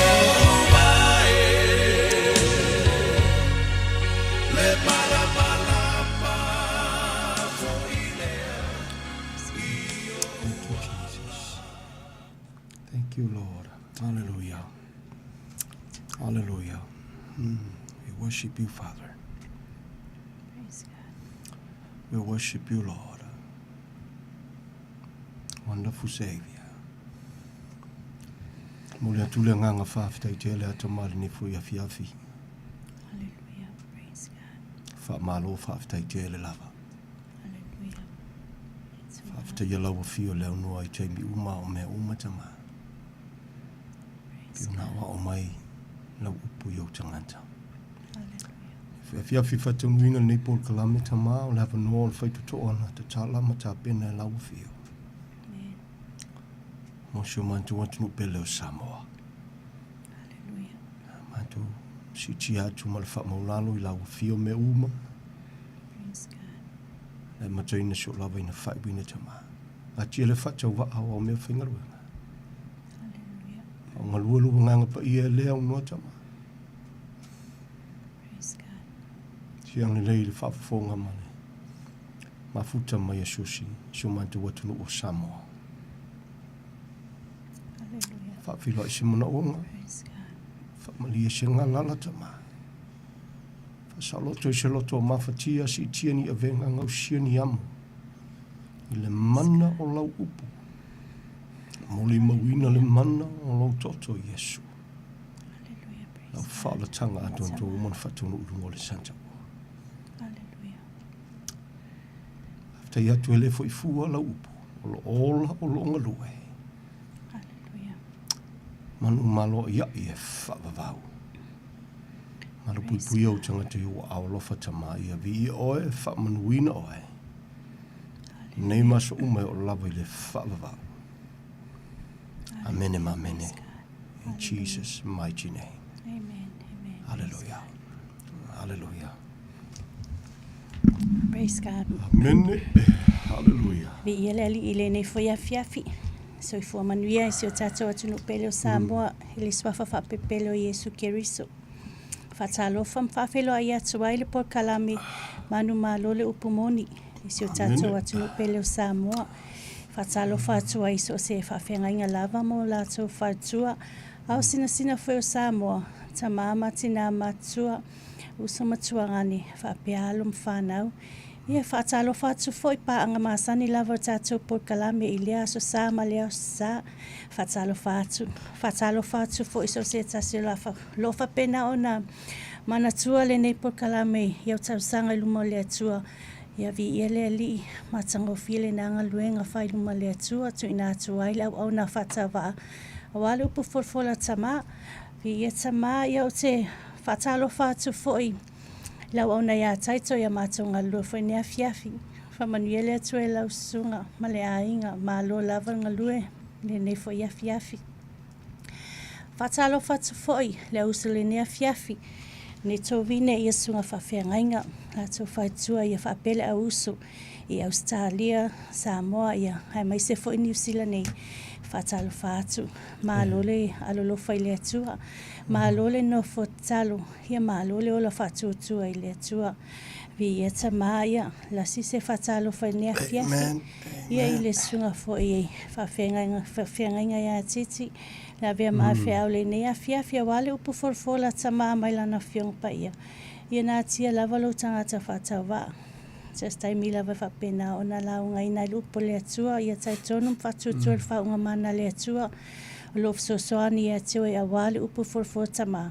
E mauai pelo malo si whale anganga e te launga ina ile a fiong pa ia le atua le fefe tautala. Ma whailua le upu moni. Ma le whinangalo pa ia le atua. Ia whamanuia tele le atua le nei fo ia fiafi e wale upu forfota ma. Whamanuia le atua e lau whafonga anga Samoa. Le swafa whapilpilo Yesu Keriso. Praise God. Amen. Ia leli, ia talofa. Soi fu manuia. Ni vaengo la fiafi. Sio tatou watunu. Na ua whaleo le tinale ma whatalofa. Ia whachawa. Whalea wa. Ia leli. Malo mai dia. Amen. Na futa whatalofa foi sunga la wow. No tanto ma futa mangalulua i te lo fiafi. Atanu e por kalame. Ale tolu fitu tasi lima iwa tolu numero faina walau mai ai. Mana mia se soani. Ja, ia reli. Praise the Lord. Praise the Lord. Numero na telefoni faina walau mai ai una fo no fo tape na le una ia taito e. Fa so mai le tanto laina. Le tangata e mana mia. Ia o le whaaloalo i le loto fuotiifo o le tangata soifua. Ia ieltal tununga. According ia o onga, ia male whatanguina o tapua inga fo i le tātou watunu. Ko ia isi kangaka kaku kalangope ia kako Samoa. Ia o le memoni. Ia te lema. E le titini vaenga e manao mia le to e sila tutoa iai. E manao mia le to sila e tusai ma le upo le tua. I le sila mai le ale tusi pa ia po le tala noa mai le upo le tua. Ia mo tātou mo le tangata soifua e ola e nau e whawhiawhia i le tua. Te whafonga sa mo i niso teimi ia. Au atu se whamtalanga whapena. E tati tala noa ma le nganga e whawhitai au le loto fo i whamaulalu i le rii.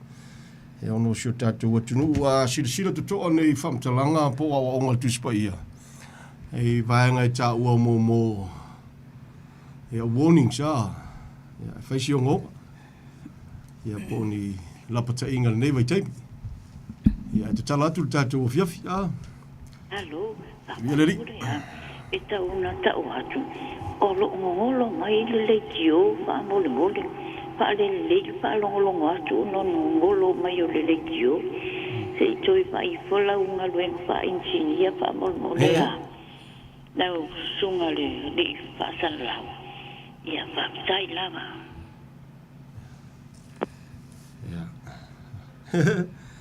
He malo. Malo a whawhitai. Tasila te whaalongo ile loto mo le langona o le wala au lena wala uma. Ia, e matua i fia whaafafonga ma tutoa ile ni fuia fiafi. Ia, malo. He le i wala au se fesidi. Ia, e fia whailo mai o loo. Olo ye se nau e fia whaafafonga. Ile polkalame, ia, nisi polkalame, ia, au te talitonu o le avano o lo te tala ni fuia fiafi. Ia, malo. Praise the Lord. O le whamtalanga le tuspa ia. Ele mawhaina e maona pa ele vi ai. Ele mawhainga maona pa ele vi ai. Ai, o le puipuinga ma le whaititenga. Ia, o le tua inga tausami. Ia, pore kua inga kuka le kausami e Samoa. La amata tu whapenani na via via. Ele ngata le soifuanga le tino, ia nai tau te sila fia le. Tele foi, o mea ai o tau mawha Samoa e. Ia e whiwa ia tātou, a mise ai e tino mātutua. Ia ai pi whapenga fwere me le kupu le tūwhalenga. Le whelangulang wai o le mea. Ia, e makango whiena le whelangulang wai fwoi leo le alofo le tua i lona wha maoni. Ai, e whainga kāma whanau no ai le loto. O le whelangulang wai. Ia ai peise i wātangi ai le leu statai o tangata i le tua malanau. Which is sad. Ia ai, o le whiriwhiringa a le tangata le mele nā. Hai manatu. Ia e le whaatafa le polkalame i le whesoswani o le nganga pa ia o le tua e talatala noa antu ai. Ia le li. Praise the Lord. Praise the Lord. O le whangatana le meri mai tia. Tala tuspa ia le vetala inga Yesu. Ai le fiai ke le maonga. Ia o le whaititenga fo i o le tau saminga e te tau sami ai whaa le nganga. Ia le li, o le mea latu tutonu, ia e aonga i le tino. Ia po le tau mawhatanga le tino. Ia, nā i ere whamtalanga tuspa ia le saiko o le mea. Ia le li, ai le tufa le nganga, ia e whapena fo. Praise the Lord, praise the Lord. Pea fwena whafonga sa mo iniso teimi au tui se whamtalanga. E tupu ai pea le langona alofa i a Samoa. E langona ai le loto e whamaulalo ona o le upua le tua. E le ngatia. Amen. Praise the Lord. Samoa lo watunu pele. Leo se whea wei taisesi. E le o i lumaka ko ngai oi kua. Pe a fua le upa le tua. Fai fui te manantu wa loa lo sui fua i tutonu wal whaalatanga, tutonu wal tapo inga, maa lo wha whitai. Wha maa lo le tawivi. Ia ai pangalea. O walawani ngalo lo o hola pea lea upu.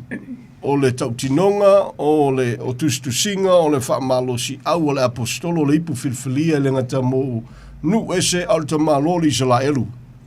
Au lana tau tinonga nā, au lana tala le nā. Le mā ele ngā ai le te tau. Ia mawhai ono tue whapea tu i lo watu nu pele o Samoa. I le titi le me ia Samoa. Te le le whawhitauri. Te le ia le whawhitauri nā. Ia le ri.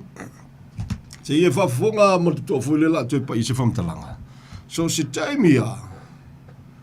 Ia whaafafonga e au atu se whaasoa se whamtalanga po ta uai pe lavelave ai le mene te tapua i ai po whea lava foi te tapua i ai. Ta ua ona whapea tu mal whamaulalo a whai au iel tuspa ia e le ngungu waila polkalame. A whai e whamatala pe fina ngalo le tua te tauna malama le tangata soifua a meise le tangata ua fili mo le tua e manomia o le mea ai wha le nganga. Ia le li. Ia ta te malama foi pea te whai tau atu le tuspa ia. E le fou le tūlanga. Ia oise se tutusa ma Yesu. No one. Oise whai a onga kukusa ma Yesu. No one. E sau e leise anga salang koe foi e leise anga salang. Na whanau ma ia leise anga salang koe o ai rungo le santaru to e foi o la ua fio le tuta matau le tama e le iase anga salang. Amen. E li whapela na whalongo i tangata maustata i tangata. Po tangata uma fo ina whaafafonga i le teimi. Ia le li. ole tūlanga nei, o lo o well prepared for you, le. Tātou pulkalame ali mai dia. Ia le ri. Ia au na malfa maulalo fa fonga foi mal toa. Ya, samolo watunu pele le o se tala inga o se tapo inga. Ai a ele fia ai ono wala bla ve tu me alto lotu. Ia maria la suga au ia kala kuspa ia. Ia ele ai se ma fainga ka fia le upumongi. No one can. Praise God. You can only disagree, you can only against. Ia ele se ma fainga. E manu malo ia le upumoni. Na o te tala tu le tatu avanoa. Na mia se soani. Ia le li. A fai foi o net te fili ama fia te fafonga. Ia matango fia te na Tatono foi fa tele tu se avanoa le sau se fa so se temi o le o fai tau vai aso nepe o foi mal masina. Nei masina o talunta tala. Fa tele tu se avanoa e lungo ole. Se tasi le o platform le o foi o fa tau nuina. Ele nga tele sona nafi. Ia malaso foi ia try out. It's an honor to serve the Lord. Praise the Lord, praise the Lord. Ia e tatu nunga ma le loto e wha maulalo. Ia o le nganga wha whateitele nai le tua, le tala le lei, le Vision Me Network. Ia o lo o mawhai ona au na ai pe tautua iso tatu watunu ala i le wholofoloina lava le upo le tua. Le whiaua le tua le ua, whai tau sanga o whaonga ina i ia i le avanoa te tala i le tua, le tio Samoa. Ia le lava i tau alanga lava. Whamele apostolo Petelu. O te tali tonu e uia ua o tau iloa pe ua iloa fo i anisia. Whamele apostolo Petelu. Ai o te wha manatu pea. O te wha malosi pea. E tau alanga ina pea. A o wola i le nei whale apitanga letu mau. Ia pe tala noa i lona tangata a waile ola i pea. So i fuanga le nei tātou te iai lungo le fonga ele le nei. Ia a o le ale fina ngalo le tua umi pele ola ma le malosi. Ia e alo le waka kuke marili uma pe feoti uma se tulo. Ia ai o le tau alanga le upu. Le teimi le a fea ai oe ele malanga le mariuma le oti. Ia e ilo malo mauti noa. Ia o sao le whavavau e ke anga iai.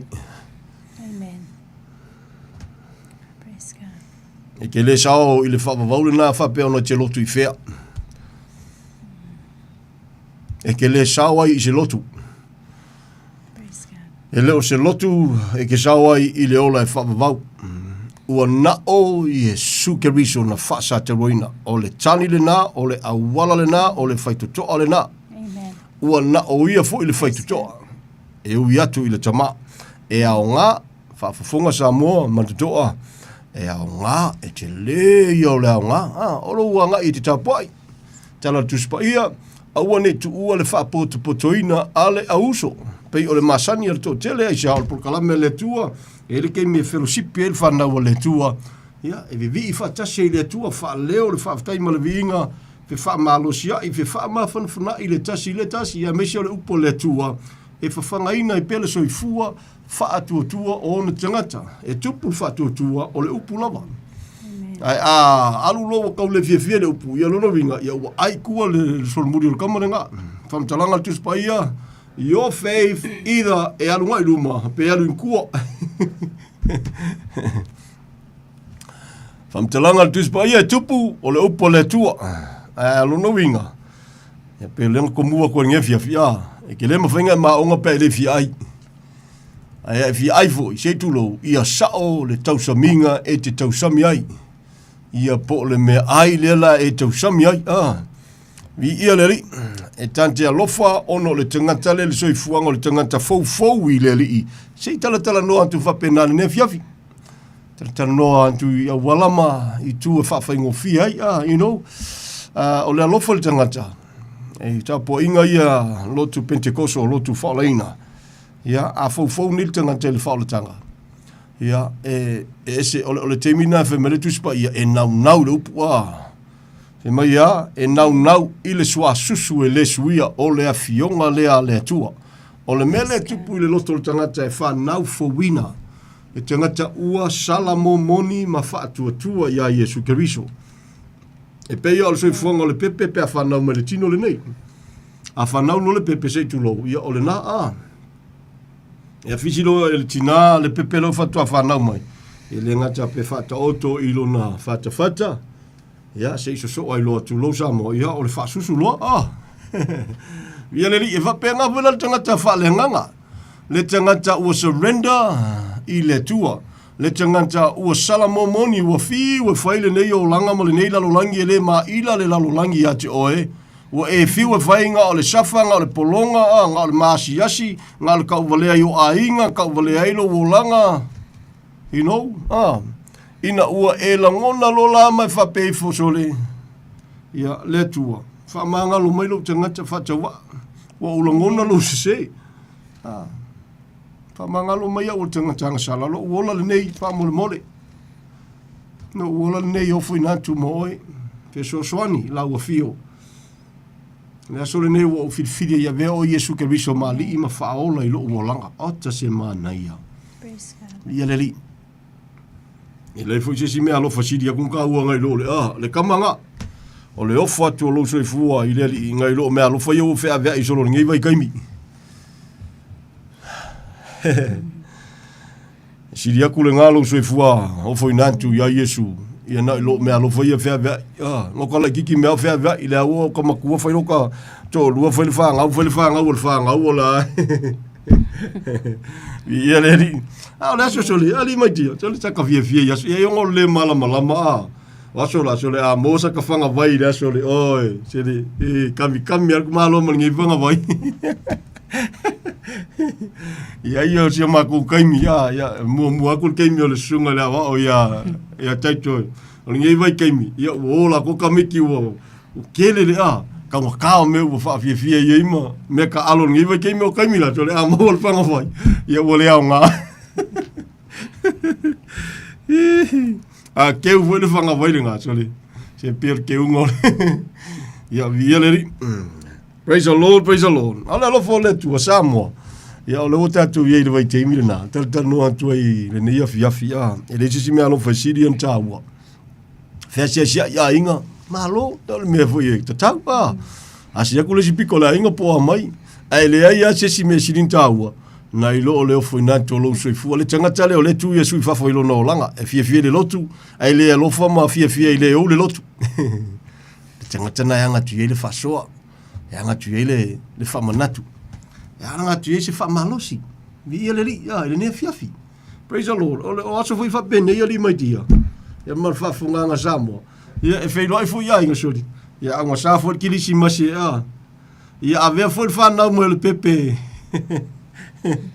Foi ngi menga nga pio masapa le kako wainga i ngai kausanga umi male ia avel fanga o mai o pepe fowe ia fa nga mangalo ai ma fa ia o lona fanga tau me foi na le o le kausanga Samoa o fai a pelo le ngana le fia pe masani le Samoa ia po ainga fo ia a avel fana mo Yesu e mafua sia ona langona pele leo le i tausanga uma tu lo wa o teacher o se o le me ke anga yai e le fanga mo Yesu e fa le ia ka ko ta tu vol tu spaia fa ftai le tua o le tele o le fale a onga o tanto Samoa e a o wina e ala ile soifua mo Yesu ile fale fa tava ia po le fale manu ka se fale a onga ka ua ka ko ke learning mai ai ke le e mari lo lutu e le fana mo Yesu e fa lo ina yoi tala tu spaia o lona le lei o tatou le lei fea i lunga o le santau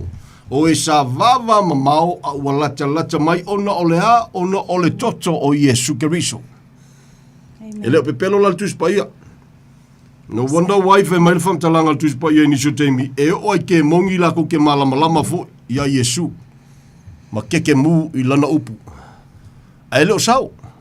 O lai malama. E ke mu a le whawa vaule lau iei, o le pāwhi. Fiengi Samoa e whapenga. E malama e ngā keke le upu, a le fiola le upu. E fiengi Samoa whapena. Fiengi au fiengi kai o whapenga. E keke le upu, e ke langona, a ke leo sikai ai. Whainga tā. Au e teita. Whafafonga siate iai, oi ia, siake fo i titi le tala no hantu. Wa le upo le tua na te malama o le pelu e tau fai mai uma. E fai foi o le kalango aku. Ia e lu e foi kai ka lu e le au ave fea. Ai sea o le upo le tua. Ia o le upo lava le fa manu e ina le tanga te salamo moni mataria. O le upo foi le e le lafi ai se Samoa. E le lafi ai ni tatou manatu mani langona ni upo sua malie ka ko ke faia. E le lafi ai se si. O le tua lava le na e leo li liu. O na nafi le soe o le whapa. Vau le tua lava na whamanuia ia a pera amo i sa ako mai a kopo. O le na o si whiangainga malenuu o Israelu ina wasui le ngō i a kopo. E leo li liu le tua le na, o le tua lava le na, o le tātou te au na iai, o le mea ua mautinoa, ua esele au wala, e le ngata ua esele au wala ua uima iai, o ia e su ele tangata, ai o le au wala foi lea, ua tātou uia tuai, ua ngengefu ai, maka waso ai, le sila a Israelu, ia po o le toa tele o Israelu, ua ie tangata Israelu, ua whaoleina, whawhetai i le tua. Ai le whamtalanga tuspa ia, o le teimi le nei, e leo se teimi o Israelu, o le teimi o nuese, o ai nuese, o e mau Samoa. O tātou o tangata nuese, Samoa i tā ua o nuese whapaupau, whanaunga ale toa sa. O wala kako ki fia Israelu, e leo kako ngi Israelu, o le mea funa, e leina, a tangi ai. Ia le leo sitai o tātou tuspa ia, e la unga tuspa ia, ke la ngonga keke o loo vai makua tuspa ia, o le upa makau kia, o loo ola, o loo ngalue, a o lona whanono, e keke, e ke leo sikai. Whaingata, ma e le ngā a e le te tau. O loo soifua le tua o le maualunga lea. Ai o le whamanatu foi lea. A o se au ngani. A o se whamalosi, a o se whautuanga. O le whamtalanga tuspa ia Samoa. O le ngangapa ia ina ua foai. O le whesoasoa ni siri lea. Ua foa ia e le atua mo le tangata. Mai le tele o me ingoa e tā ua o whesoasoani, o le whesoasoani siri a lea ua wha, ua tāpena ina e le tua mo le tangata. O lona a nganga pa ia po o le tua lea. Amen. I le nganga. E le aitese whesoasoani siri. Ai ina ua fio mai o le whamtalanga lantus pa ia, o ia le teina i tanto i mea tonu uma. O ia le tupu mai ai le upu moni, le mea moni, le fina ngalo o le tua. E le whaososoina i tantou e le nganga o le tua, e whaise me whale kongu. Ma lie o tantou loto. Ai fia malama, whesoasoani, ia po o mawhana le lua maftanga ma le nganga pa ia, o le tua pele ai mua, e aula vona e toi sida. Ua sala mua moni lau tangata, ma e fili te whatutua ia Yesu. Ya ole ala vale ya onga male tau alanga nei tau alanga ai le tau e kalesia a fai ole fe aula vale tasi ma lo fa fitai ele usuia la ole awala na wi el tanga te soifua ole salamo moni ma fatu tua ya Yesu ai a fai ese si tau alanga ele onga tasi maltus pa ia fi so ania tule nei ya fiafi ole fe aula vale na ele uli liu mo salamo moni le tangata ma fatu tua ile tua ona fatu a maua le tatou, o le mea alofa mai le tua, o le mea alofa fo i le whakaua, o le mea alofa e fo i fua mai e le tua. Amen. O le mea alofa e tau to lua, e whesoasoani, e a fio i to tonu o le tangata wa salamo moni mataria Yesu Keriso. A nofo la le nganga i o le tua to tonu o le tangata, o le whamtalanga la tus pa i le tau o le apostolo, e iei mengo o fua o le nganga, i sesi whamtalanga, a iei le nganga o le tua ia te oe, ona wa aia leo fua ia, Amen. Praise God. Maka ngofie ia, na le tusi ngā kalatia lima, Aka se maka ngofie. So ua nai fiso soani ia te oe, e te mautinoa ai, o lo iei le nganga o le tua ia te oe. A ia e mautinoa foi, e le mawhai o nā fio le nganga o le tua pe tu mautu tonu ia te oe, pe a whai e te le i salamo moni amataria Yesu. E volkanga ka pise iwa whatua tua ele i salamo moni al whainga tā iari. Pan mena tupu tanga te ele i salamo moni peina na whatua tua ele i salamo moni le ile angkam whai whakau le nganga pa ia. Whamtalanga tus pa ia. O te le i o le tā ua sa molo watu nupele. Tala tanoa atu whapena ili nea fiafi so soani. Haleluia. Leo se tala inga o se lotu. A foi le launga ngai launga ile au na nai tu te lotu ai ele foi o la foi tala no atu tu sa mo po le tua ia ile se upos kanga ka fa longo ai o le po le tua nai te walanga tu ele na au na vi ia le nga tia le au no fa tawa ai a foi ese le launga foi fe au nga ese kala kuspa ia sila o ile po le tua te manui ai e le kanga ka o na o na ni me fa ngal fa tawa ia le ia e te le ale me le tala no mali tu ne fia ia la tala no tu pe ole wala mo na ia mala tanga te soifua ole fa fitauli ia ole lava e chali tu spa ia e mo foi no mala ele mo foi onga pe ale fia ai fia ai foi e taua lo tau sami ia pe manga ia fa ngoi me ia ko sami ia ka ia le taia te ma healthy food. Impe vina fa bena foi tala no fa. Healthy food ia le pole tua. Ai se alme alinga ka ole healthy food. Ia pa foi mo kingo ai ke e fai o soi fu malolo inga lo soi fu e kokong. Ia a kangia mai foi fa fole makango fio nga o langa e o lai o kokong. Praise the Lord. Le pole tua. Taua. Wa ala fai e leo ngatasi mo le fai te tenga. Le lua konito sutasi na ye le tau alanga la apostolo na ye le lapta inga ina fe mai ya e mawhai o na tupu.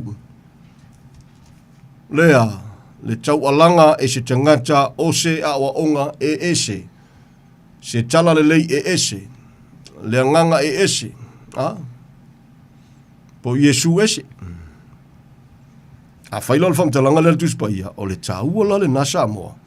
Ia e tu atu male fa maulalo ma fa malosi atu ma fautu atu ma tawalanga atu le lofo le tua ele se tala ingo se lotu sila o ia te oi wa e langona le tau al mentu pulungo santo amen wa fa ye so filfilinga tu sai malmaliu Yesu o le sianga sala le pipelo yo na fofonga ena ia tau aveina o tatou fa leton wa e langona a fa wa e langona vi ia le li o titalitonu ele me foi lá no tatu langona no ele me foi nga kaku langonga ele fua eu po Yesu foi mai ale pa u le fua o le saito ele ma palai e tu mau ale me tasi amen ya na te malama ya tu so so nia tu pe foi nga e kili malama le si tangata wa malama le si ele malama le si o le wingo na fam talanga fetalanga Yesu ale oti lo tangata tu wai ia e mawhaianga e pese le loku fie le loku whai mea le loku and all that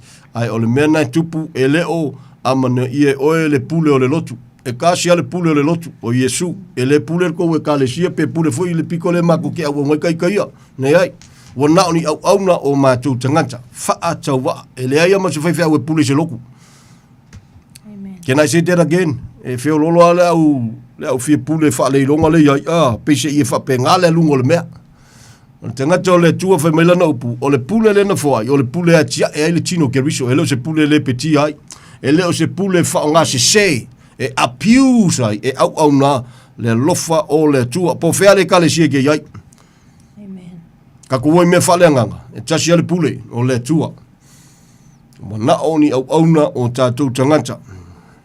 Via leli, ia pe lulu pe mangeso ai okalinga, ma lia lau sunga, e le se pule le kale sia, o na o Yesu le pule o le ekalesia so se ekalesia ia se vananga aila ia o le ekalesia ko wainga po le ekalesia ko ngu ia nga pule le o go a fai o singaluenga po le ekalesia le tua so se au na o na oni au na e fa chauva amen ai fa ngai le tua e fe so swani ma leo wina le fa nau po le lafu ma moe a le tua via le li e le pitola au na e le pitola au le kalesia. Ai foi la le pitola au fai fatasi le va o tatou le politino ke riso anga i le tua e o me uma. Ese mea, e ke mika ku ki kalango umai. Fai fe au e kalesia, kalango umai o kakoa ma moe ale leo ma moe sili o Yesu ke riso lon suafa. ai wal ke me kalkal ngoi kongo e kale sia mo kongo ngaluenga ia ngamalia le la fuma mo ia wa ye le kulanga o le leo mamo I au na po fai fe au po la la chaunga ia chau fo ia chau tu so malu na le fo wa ku foi wa foi si ka unga wo fia ka wengi si so wa ia ele o yesi fam talanga tu spa ia e yeso la tu wa ia e fa nga ina ia tu langa pe il chaunga la apostolo o teacher ka ku ku spa ia la o nga tu spa ia mo tanto Samoa a tonu te manatu va pe ia la ngol makule ka po ngol makule ol makule ministry ol makule pulenga le awu umonga nga malilia ia le pulenga malunga le por malia la sunga ele pule se por e pule le tu e ole upu I so se ekalesia if you call yourself you are a believer o oil tangata o salamo moni mataria Yesu ele pule ngaka e pule le tua ai ngalulue ngalua ina tangata ile lofo le tua fa vai le upu ile nganga pa ia o fo ai ole fe so an siri amen via le nga ye kele me le tua nga e sia me al kingo sol o me al kingo ia pi va penga e claim mai la lo right le nga ole o meio ele ia ma meio me la wainga sa pepe po sa la ulu po ai level 5 aga ko lo me le tua ia ona lava manino tu spa ia le tua le tangata le ua sala mo moni mafa tua ia Yesu amen ai afa ia tele sala mo moni mataria Yesu ia ole me ua mautinoa e se foi la lau fa fonga mai I le leo fa tau va ole auna e se foi lau viu e le malama oe ole tala tu spa ia o me fa le nganga na le tangata ua ola fa le nganga na te malama mai e le mawhai o na whamasinoina e tangata o le tino me whale nganga. E mea valea ia I la tau. E mana o mia, le mua I salamo, mua lo tangata. O na whatua e a whatua tua le ia Yesu, e o na mataleo na pupula, malama tantou, I le whina ngalo o le tua. E uia na tātou le tino, whamele whamtalanga man whamalosi le apostolo filfilia, e uia na mātou le tino au penga I le wha le tino. E uia na mātou le tino, mātou te le tau wha le tino. O le whatuatua mātou te au na masawa wali ai, ai leo le tino mai o mea. Via le li, o le makango whianga kuspa ia soli. Aleluia, o se tala ua masani nei whafafonga, ia e se ale manui o loto, I si whawhinga le kalangoa mai Yesu lungo le au vai. Kalangoa ku iei le o mea uma o le nati silafia, mea uma le whaia se kalaua ia silafia. Ia, ale kau au ngasa si whawhinge kau wha makala iei o le vai alo lako ka mau ia kopo o lako e mama ma le lilo I manatu si whawhinge so le o le kau mwhai wha makala ia ngai whawhika auria malonga ma le polonga la iai I le nati sila fia mea mai le na ia iloa e le I whangau mai mai le upa Yesu Samoa funai ana e iloa le tangata le te tala noa iai te manua ese foi lau tala noa. Funai ana e sila fia leo lo lua whafsanga. A tonu te whatonga mai se vai le vai moni le vai o leola. Amen. Praise God. Ia ngā pingi alkala ngonga ngā. Sa ale loto le tina Whapeina tātou iloa. Pale mai kau ulwhale kongula sa iei. Pale mai kau le fia le kiu le ngasau. Nga iai nga mako mafuka Nga iai le mako mafuka iai le nga kamea nga ka whaoa I koko lua o isi vaenga. Ai nga wawhelo ai mai Yesu. E moni au I o le tari Samoa. Amen. Whelo ai ki ai pake ke vai alo makua e lo usole. Wale mea ngai kupurka nga kai whasau loko e sao loko ale mai lo o langa tua ia sa ai o lalme koe papole ua whaka ele o ele tu ua whafou ele tu wo mai le ola fou wo mai le langona le suinga le o langa le Praise God. nga lua le tua le tangata e nga lua mua mai tu tonu o le tua e nga lua mai tu tonu nga lua mai ale tu tonu ka kala mai oi se mai la le vainga so kai mai va mole ia au inyo ko ko sa inyo ka le la vasa so inyo Ia leli. Aleluia. Whailoa ia so le whailoa ia ma le ume uma. Me o le vai le nā tina. E puna pea. O le vai e puna pea. Aleluia. Ia leli. Le tua na mua ia lofa mai. Le tua e leisi anga sala e na sau wha sala ina e tanganta. Tau sala ina o ia. Le tua na whanau mai le whale o manu. Ia leo li liu o ia o ana nafi o le soe o i le whapavau Samoa. Iwa masangi e lau whalongo. Nga ua lewang wha emo mori Samoa mo keu keu mo wharsama. E ui ele ise e leo o inga kuspa ia o se mega kau whamangakwa ifu i leo se aso ala wingo tala. E te tō manatu le mena tupu i le teimi. Of course. Imagine le teimi ale whea ia la wali ia ma koi mo ako sa ili le pepe mo ako Makau kia. Makau kia Samoa. Pesenga a ngelu sa pepese makau kia ai se hasole. Aleluia. Ale upuna Yesu mai mau e pe ana iloa.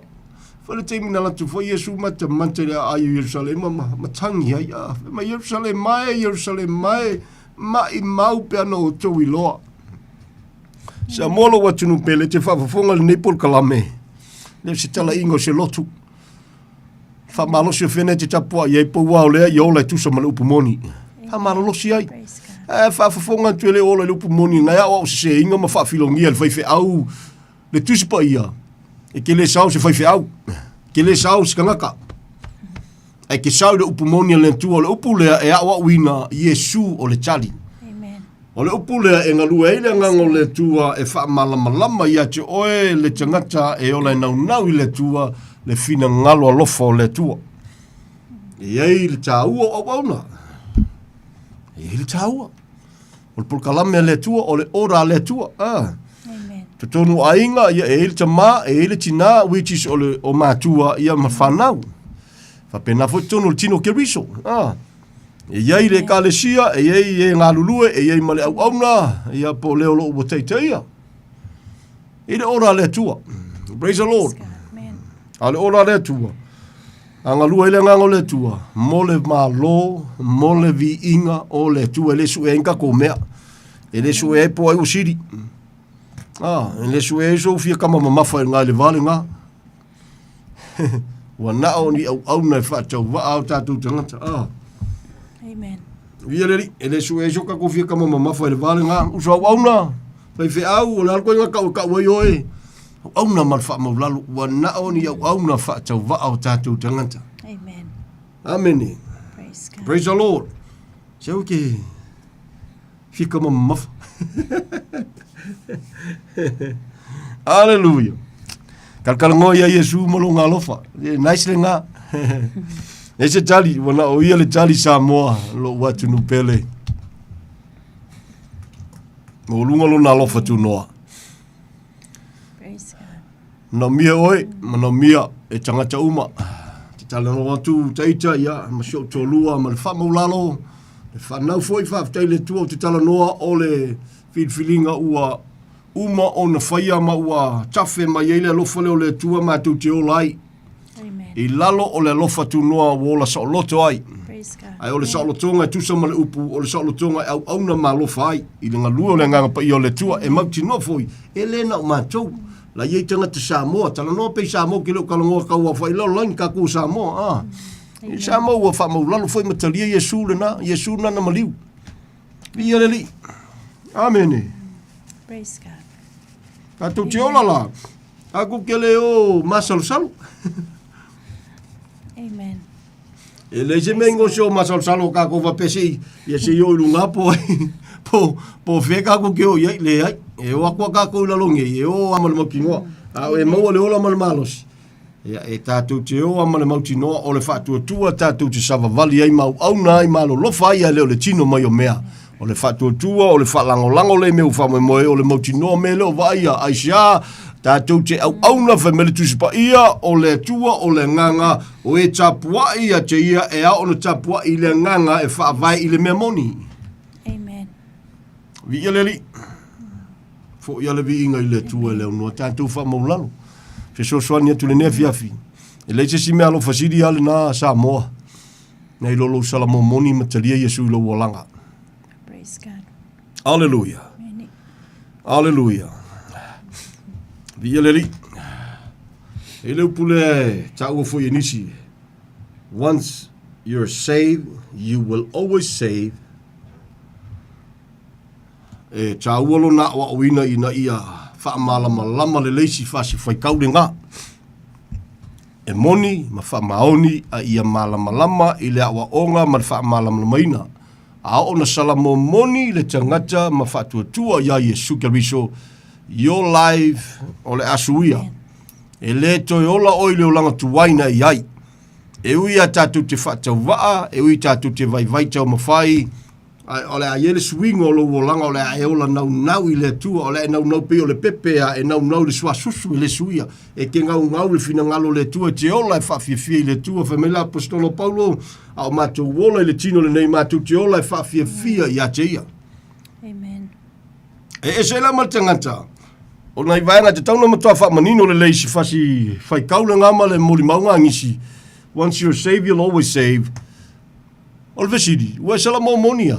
Ua sala mo mfatu tua ya Yesu. Walanga ese ale mengo sala mo mungi, ese kanga kai fia sala mo, ese kanga kai afa sala mo. Oh. Ese kanga kai li sala mo wa ar ko anga ile loku. Ese ya. E peise ia lai fōringa tutusa mea tangata i e whai, le tangata whātua tua mōni, le tangata mua i salamōma whātua tua i le ri. Ma tangata fōi e le i salamōma karia le ri. E vai koe whakasi e loloko uma, e whai, paki uma. Ia le whamtalanga tuspa ia, e le tutusa. Aleluia, e loa le la au i ona fua.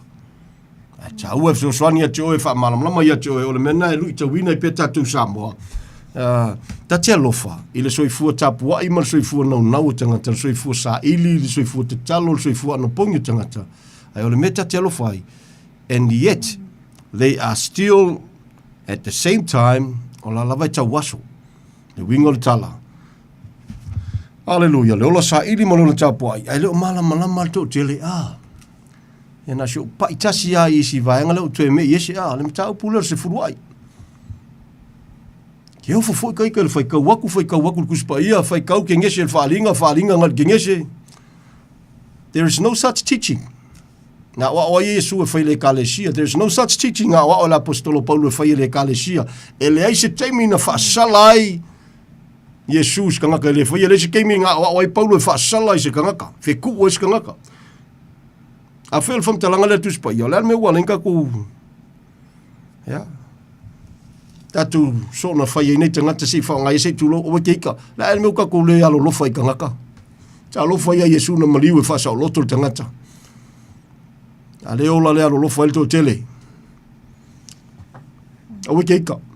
That is the truth o le memoni le melena o e malama samo o e malama uso au na tau ta yo tau tangata. Amen. Ke le mafaya o ke le mafaya na o Yesu na foa ilo na soifua i lunga o le sa tau o le tau na o le tangata na wha tau o le tangata o e malama lai ni mkwa makau ki o le mea ia lepi e mamasangia ia o nisi ono le malama o nisi o whaife au ma nisi o ono le malama ia whisosoni atu le nganga o le tua o le mena e mana o mi ai ma malama i le process lea e mwa i salamo monia ma whatua tua ia Yesu o le na maliu. Ma wale o le nganga pa ia, o na mwhaile na e whai tautus pa ia ma e maram mai mea ia, a wale ai, ia na le pauna le mea, o le tau ai maasolo tātou. Ia ma whaase a mai, fo inisi o taimi, po nisi fo tangata, nisi o whaife au, ka ke muso ka waku i ngose o le awari. Ia na, te alofa ia te o tau fo Yesu, na maliu Yesu mo tātou uma. But I'm very, very sorry, e le ngu titi. Tusai ma le lofo le tua, tusai ma lana wala au, via le li, e le ngu. Aleluia. O ka kukau o Yesu. O lona toto na malingi. Fwa ilo na soifua. Nei siang sala leis pipelo. Lama fai tatou no tantu taimi. Samolo watu no pele. Leise tali. O le fesidi, ua pepelo e le atua. O le winga lau whamtalanga.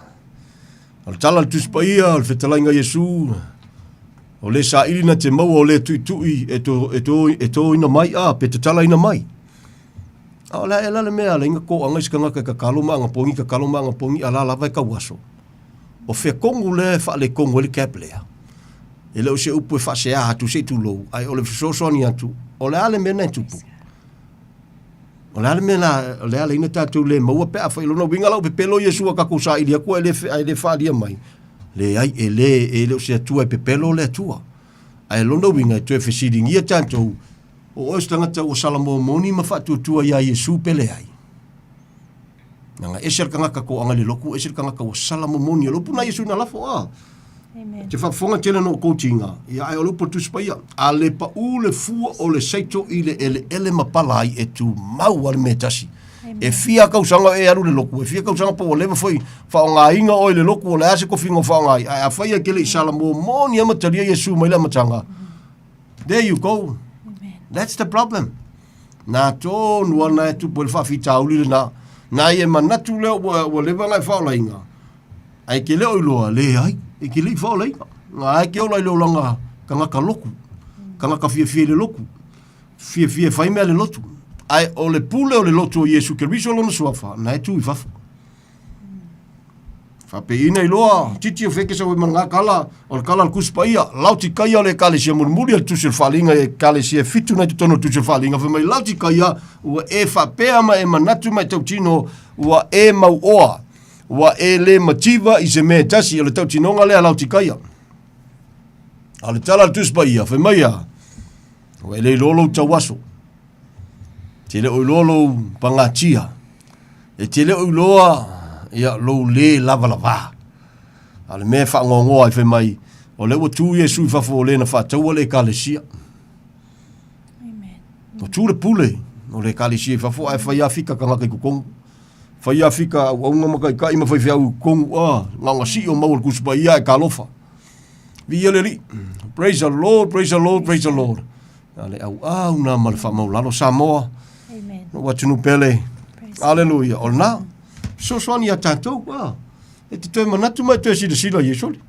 O pe meri e pe pelo le tue mana ngau pua sa idia kaunga maua makakala mai ale o fio sa ilu o fio kakalo manga pongi ale ai e koe su ea o e tu lou. O e salamo moni mataria Yesu lo wolanga. Pele ai. E aun tatou salamo. Salamo mai leo langa tatou wolai. E se ale salang kau sala inga kanaka. Ina o sala leo luai tangata po a tamu tau sala ina tangata uma. E se le anga sala, wha mole na e soifua mai a, o e whaia, e ke makua i wha, pena foi titi le tala no atu, a ina ua alofangia lai le tua leo langa, ta si iwa le tausanga na alofangia lo uola whatau waa, wha whetai le tua o te whatau waa. Mātou te vai tau mawhai, e peifo nisi fau soa kerusiano, ai ole mea ua tupu, ua whaia le tua se mele lei, ina ua mua i salamo moni, ma whatua tua ia te ia. Amen. Na ole wha whetai i le tua ia alanga lea tatu te ola le tino. Whamtalanga na le apostolo.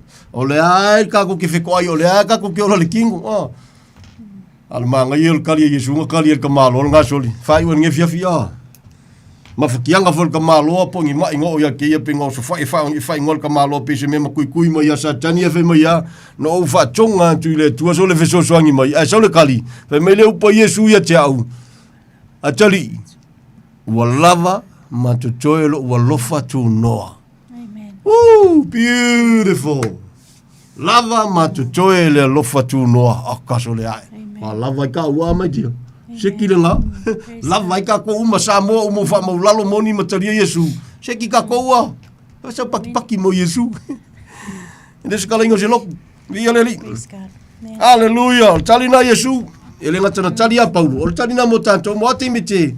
Pe wa lango na ua wa kau mafangi me foi fa sanga ile kaimi nanga le ka ku kele kingu mana tua le puna Yesu na faia Paulo o le tala foi na tali a joy le tangata le o salamo moni ma fa tu ile li o lava ma tu toy his craze lava ma tu toy ele umang fa nga e o anga fia ma Yesu ele kai nga umang fa nga sa pala ile nga Amen. The craze o le tua the craze na le o tatu o la sa loto ai.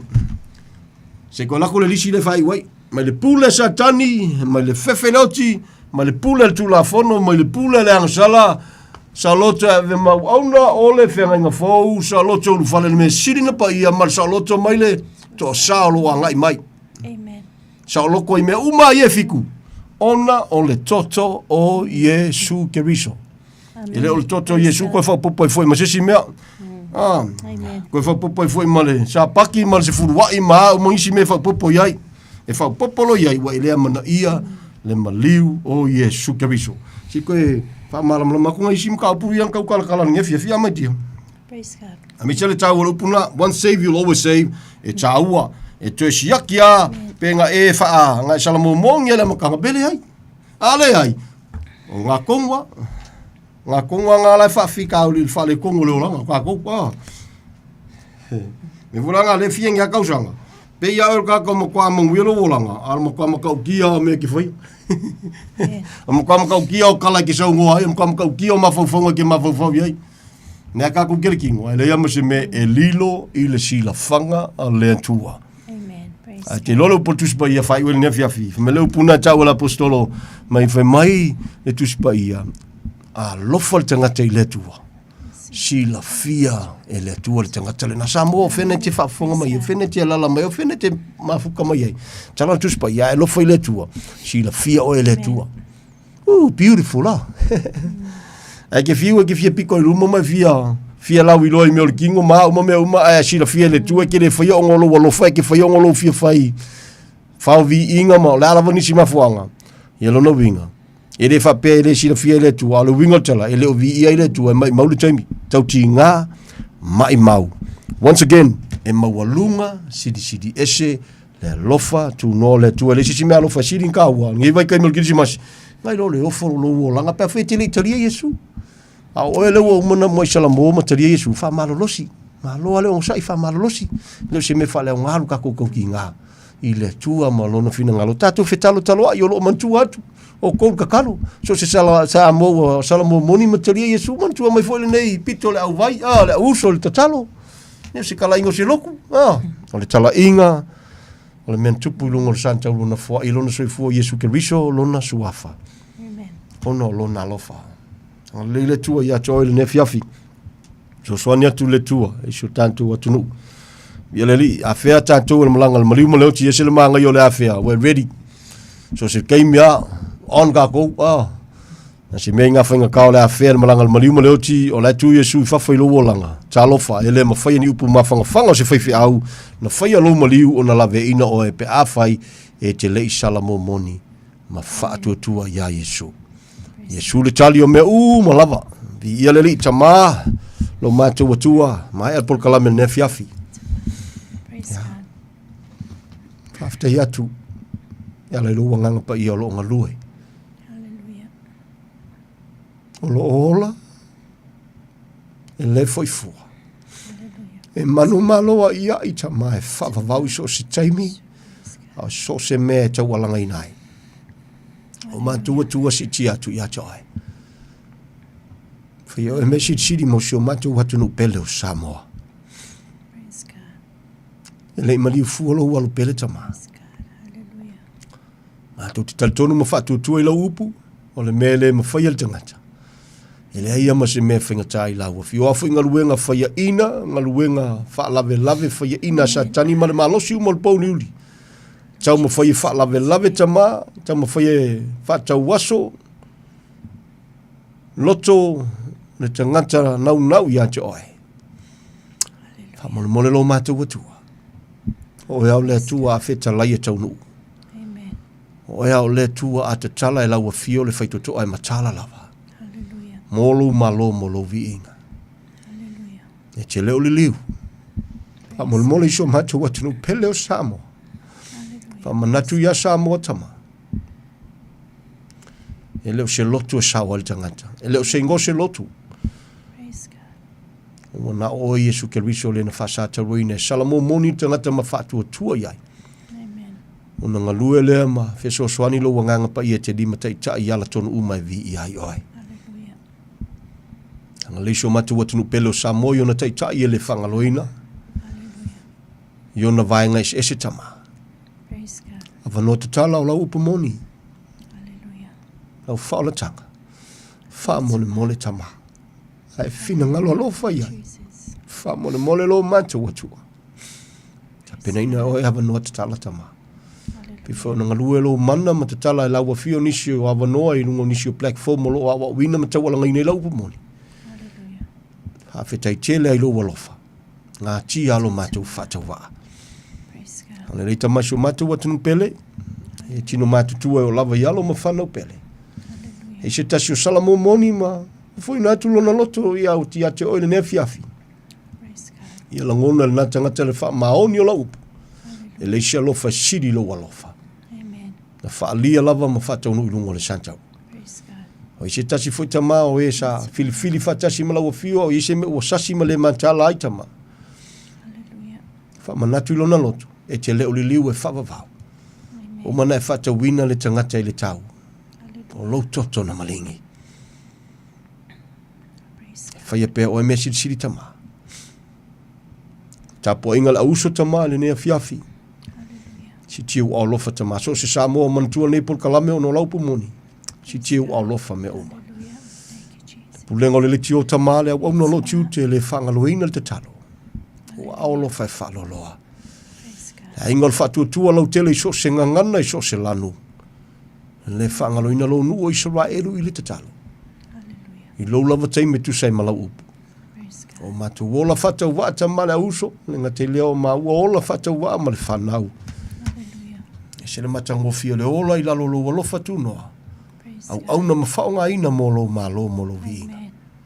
Malu pui pui ai mato uma yo a olofa. Nei maso uma o lava i le whawawau, whawhetai tele. E ala ia Yesu le whawhetai. Amen and amen in Jesus' mighty name. Hallelujah. Thank you, Lord. Praise you, Lord.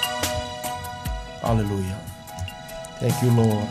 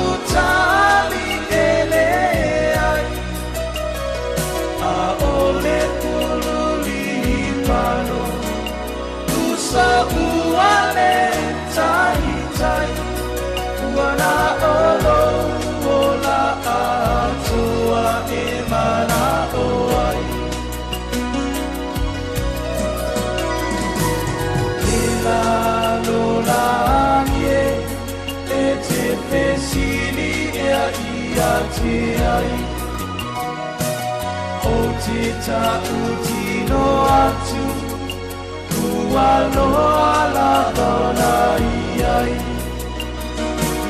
Lona whana umai O mai e tali sapai Whaanana ia lo uloto e a fio ai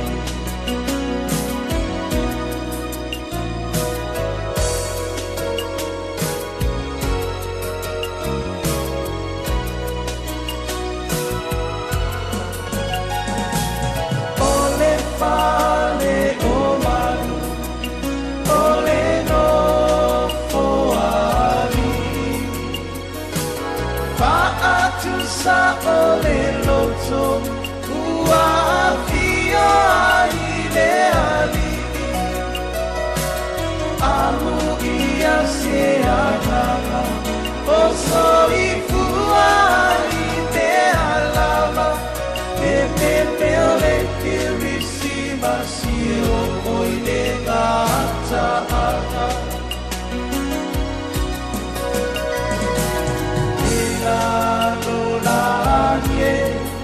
e te pesili e a ia te ai o te tautino atu ua loa la mauna iai lona whana umai o mai e tali sapai whaamama ia lo uloto e a fio ai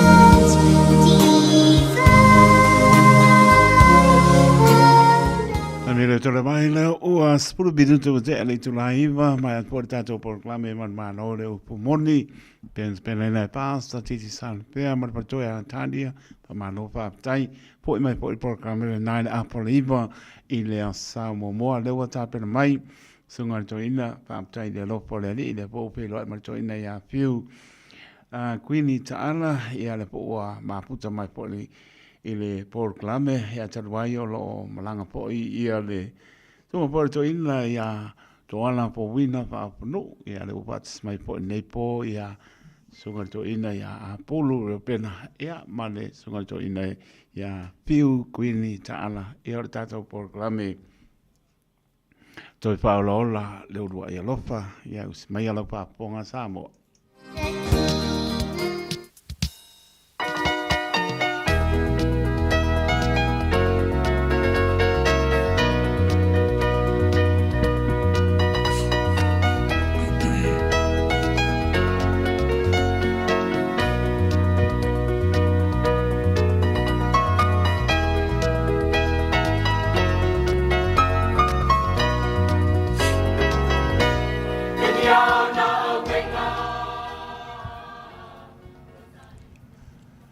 Fia te whaatalo whaatu Samoa i lau whaafonga mai fo i le ia fiafi. Ia, ai mate fo i le mai mō mai i le te whae fia o le lalolangi. Ia o lo mwhawna mō mai i le tātou Paul Kalambi. Ua toi whaawa wina fo i le ia fiafi u whaingo ina o le toi whaola ola. Le ulua i alofa. Whaatalo whaatu i Aukilani atoa, i so se vaenga Aukilani. Ia o lo o... Ia i tonu le nei whaasaralaunga. Ia, whaapea fo ia... isi vaenga o le atunu nei o ni sila, ia po Aotearoa nei. Whamalo lava le ona sai o lea ua toi titi lava o na whaai ufo i leo ngā ruenga o le nei tausanga. O lea toi lua ia na yaso ia o na tātou pāti patia lea o le aso whaapito o whaingoina e le lalolangi ia o le aso Kirisimasi. Ia o na te toe i leo nai na yaso foi ia o na tātou whaafeiloa ia tu lea le tausanga fou. Ia ai whaamawai atu fo i le nei tausanga ma ona Paul Kalame. Whaafitai le atua ua taitai mailo tau seifua ma lo uola. Ua se fulu ma le tasi nei vai aso ia o tau esea ma le tātou Paul Kalame. Whaafitai lava pe a whaisai eise tasi na tauane sana te talo ia te au. Awa le ua se fulu ma le tasi ei vai aso na whenga iei mamai. Ai whaafitai i le atua. Ia o te tonu sa te talo tu fo le sunga le wao ia teito. Ia ono o le neito ia ina mai so. Ia iwi ia le tua, o lea ua tau whaino tau sila mai, ia ua maua fo i le malosi, e to e tau mawhai e toi tātou Paul Kalame. Tau te sila fia le lei, e i loa le lei le ti a polo, le tangata e au ngā mola na ngā luenga. Ia o nā alu loleo le ti a polo e wha le anga le tangata le nā. A whai o e mai, o nai tau mawhai ti a polo e wha le anga o ina ia aua ne e au ngā mole tua. A o le whaana unango le nei Paul Kalame, Samoa, ia tātou au ngā mo le tua malo na whina naru. A whaisa ele au ngā, ia waina i toi aso ai atua ni tausanga, e te matua alu ai e te au ngā i le tua. O lau te taro le nei a fiafi, ia whaamanuia le tua, a o e whaafonga mai. O te iloa ia ia le tangata nei le ia iasana tuspa ia, a o te toi lulu ia tu Samoa, whaatau sau tuspa ia, a o le umal tau sananga nei e tātou te sue whaatasi ai i taimi nei o le tātou Paul Kalame. Ia, tātou te talo mo le sungal tua ina ia to ala o lo malanga i Samoa. Ia, ina ia toi foi manuia mai foi, ia tātou toi whailoa iai, ia i sen taimi lata mai. Whaafeiloa i whaapito o lawa i sunga ia teito, ia, o lo o tau tua ina le atunu, whaamalo le tau tua, e le o toi umi foi ia, le au aunanga le nei tau sanga. Ia o na whaai ulea o ti ute o walawina i le tua, o le tatalo, whaamanuia le tua i le nau auna, ia a o whenga iai, ma le tau tua ina o si o tātou o tunu. Whaatalo whaatu i so se vahengo le lalolangi o lo mau mai le tātou whaasaralaunga. Tali tonu o lo tau mai moa, ma mata mai fo i lunga o awala o whaonga ina nei vai taimi, e maua nei fiso o tainga. Tali tonu e inisi o tunu e se tātou taimi, ia ua o tau tau mawhai lava le mesili, ia ono lo tau nau e fia whaalongo i a fionga pa ia a le atua. Whawhiloa i le au whai ngaruenga te tofi le tua, i whawhiangainga mo o tau whale tua, i so se whata whai taulanga, ia o le tatalo, ia i ai le manuia o le atua, whaamalo le au auna i le atua malona whina ngalo, o le ua whai wi o ngaruenga o le nei tausanga. Awatul whawhiloa inga whaapito o lava le nei, mo tātou malo o lo malanga mai Samoa, malanga mai Australia, ia e whai malolonga mai fo i au ke lani nei, ia ma so se vaenga o New Zealand lo ma whai o nou tau, whai malolonga mai ai, a watu le whaatalo whapitoa la wale tātou Paul Kalami, ia lau tau whaafonga mai. Tau na ia iai le manuia o le atua, ia o tātou o mafuta i fo i New Zealand nei. Ia watu fo i wha mai senga, ma le wha mawhana whananga. Na maua nei fo i le fiafi, ia le tala wha vau. Ia o lo iei fo i se maliu o le mātou ainga i Samoa. Mo le tau si le fia, e tātou te anga i atu lawa i na wha uma le tau sanga. Ai tātou te le iloa fo i le malanga le maliu ma le oti, po whio iai. O le mea nei tā ua ai, lou la lata i le atua, ia a o maua le taimi, e tātou te mafuta i ma le atua. Talo i wha manuia le atua, i lau whaafonga sa moe le lea fiafi, whaamanuia fo i le atua i lana uauna le a whaasoina lona whina ngalo, sunga le tuina, whauina ia a pulu repena, ia tātou te talo, ia iai le mana o le atua, ina ia tātou tofusia i manuia i le nei fo i a fiafi. Ia la tāl sangatu le sunga le a ofisani, taito ia tā maisi tātou pese, a matai le tātou Paul Kalami.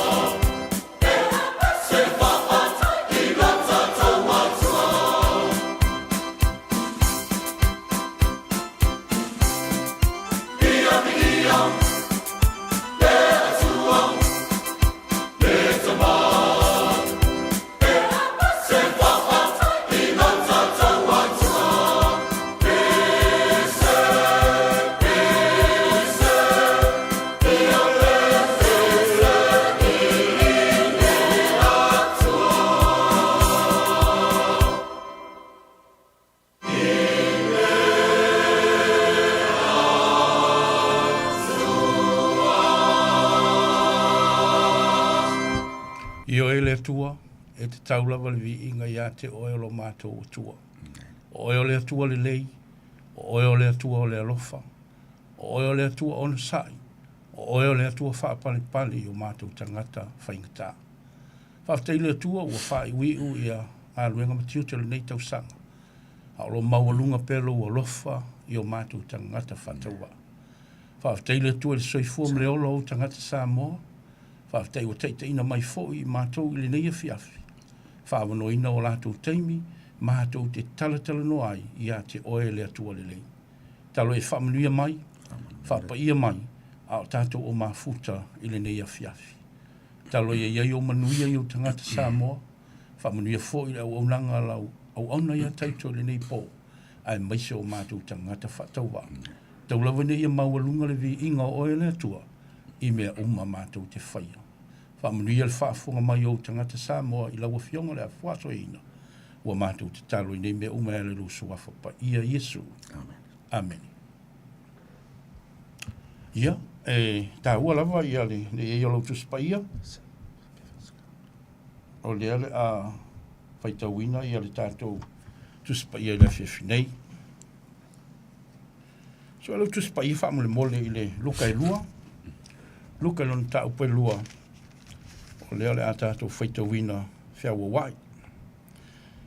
Ia a o ma feita wina, ia, fai una o fele ave noi te feita wila o fia pai. Lau tus pa ia. Ia tato wha longolongo le fina ngalo le atua. Le atua wha mole mole wha malamalama mailo mātou pōngi sā ia o fionga. E so sani mailo wanganga pa ia.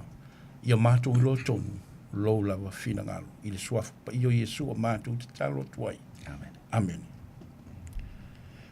O le polo inga au kuso, o le whana o mai o Yesu. Luka le mta upoe lua, fai tawina le fai up mua mua. Whaangata le fai upoe lua suma le tolu, tātou fai tau whiawa wa. O asalawi ia no o mai ai le polo inga kaisara au kuso, ia tūsia o mai le lalolangi. Na whai ale nei urua i tusi, i no pule ia Korenio i Suria. O umatu fo i lātou ia tūsia, e ta itasi i lana lava ai. Wa arua e fo i o sefa mai Galileia, mai le ai o Nasareta i Utaia, i le ai o Tavita, ua ingoa ia Petere ema. A wā o le ainga ia, ma le ngafo Tavita.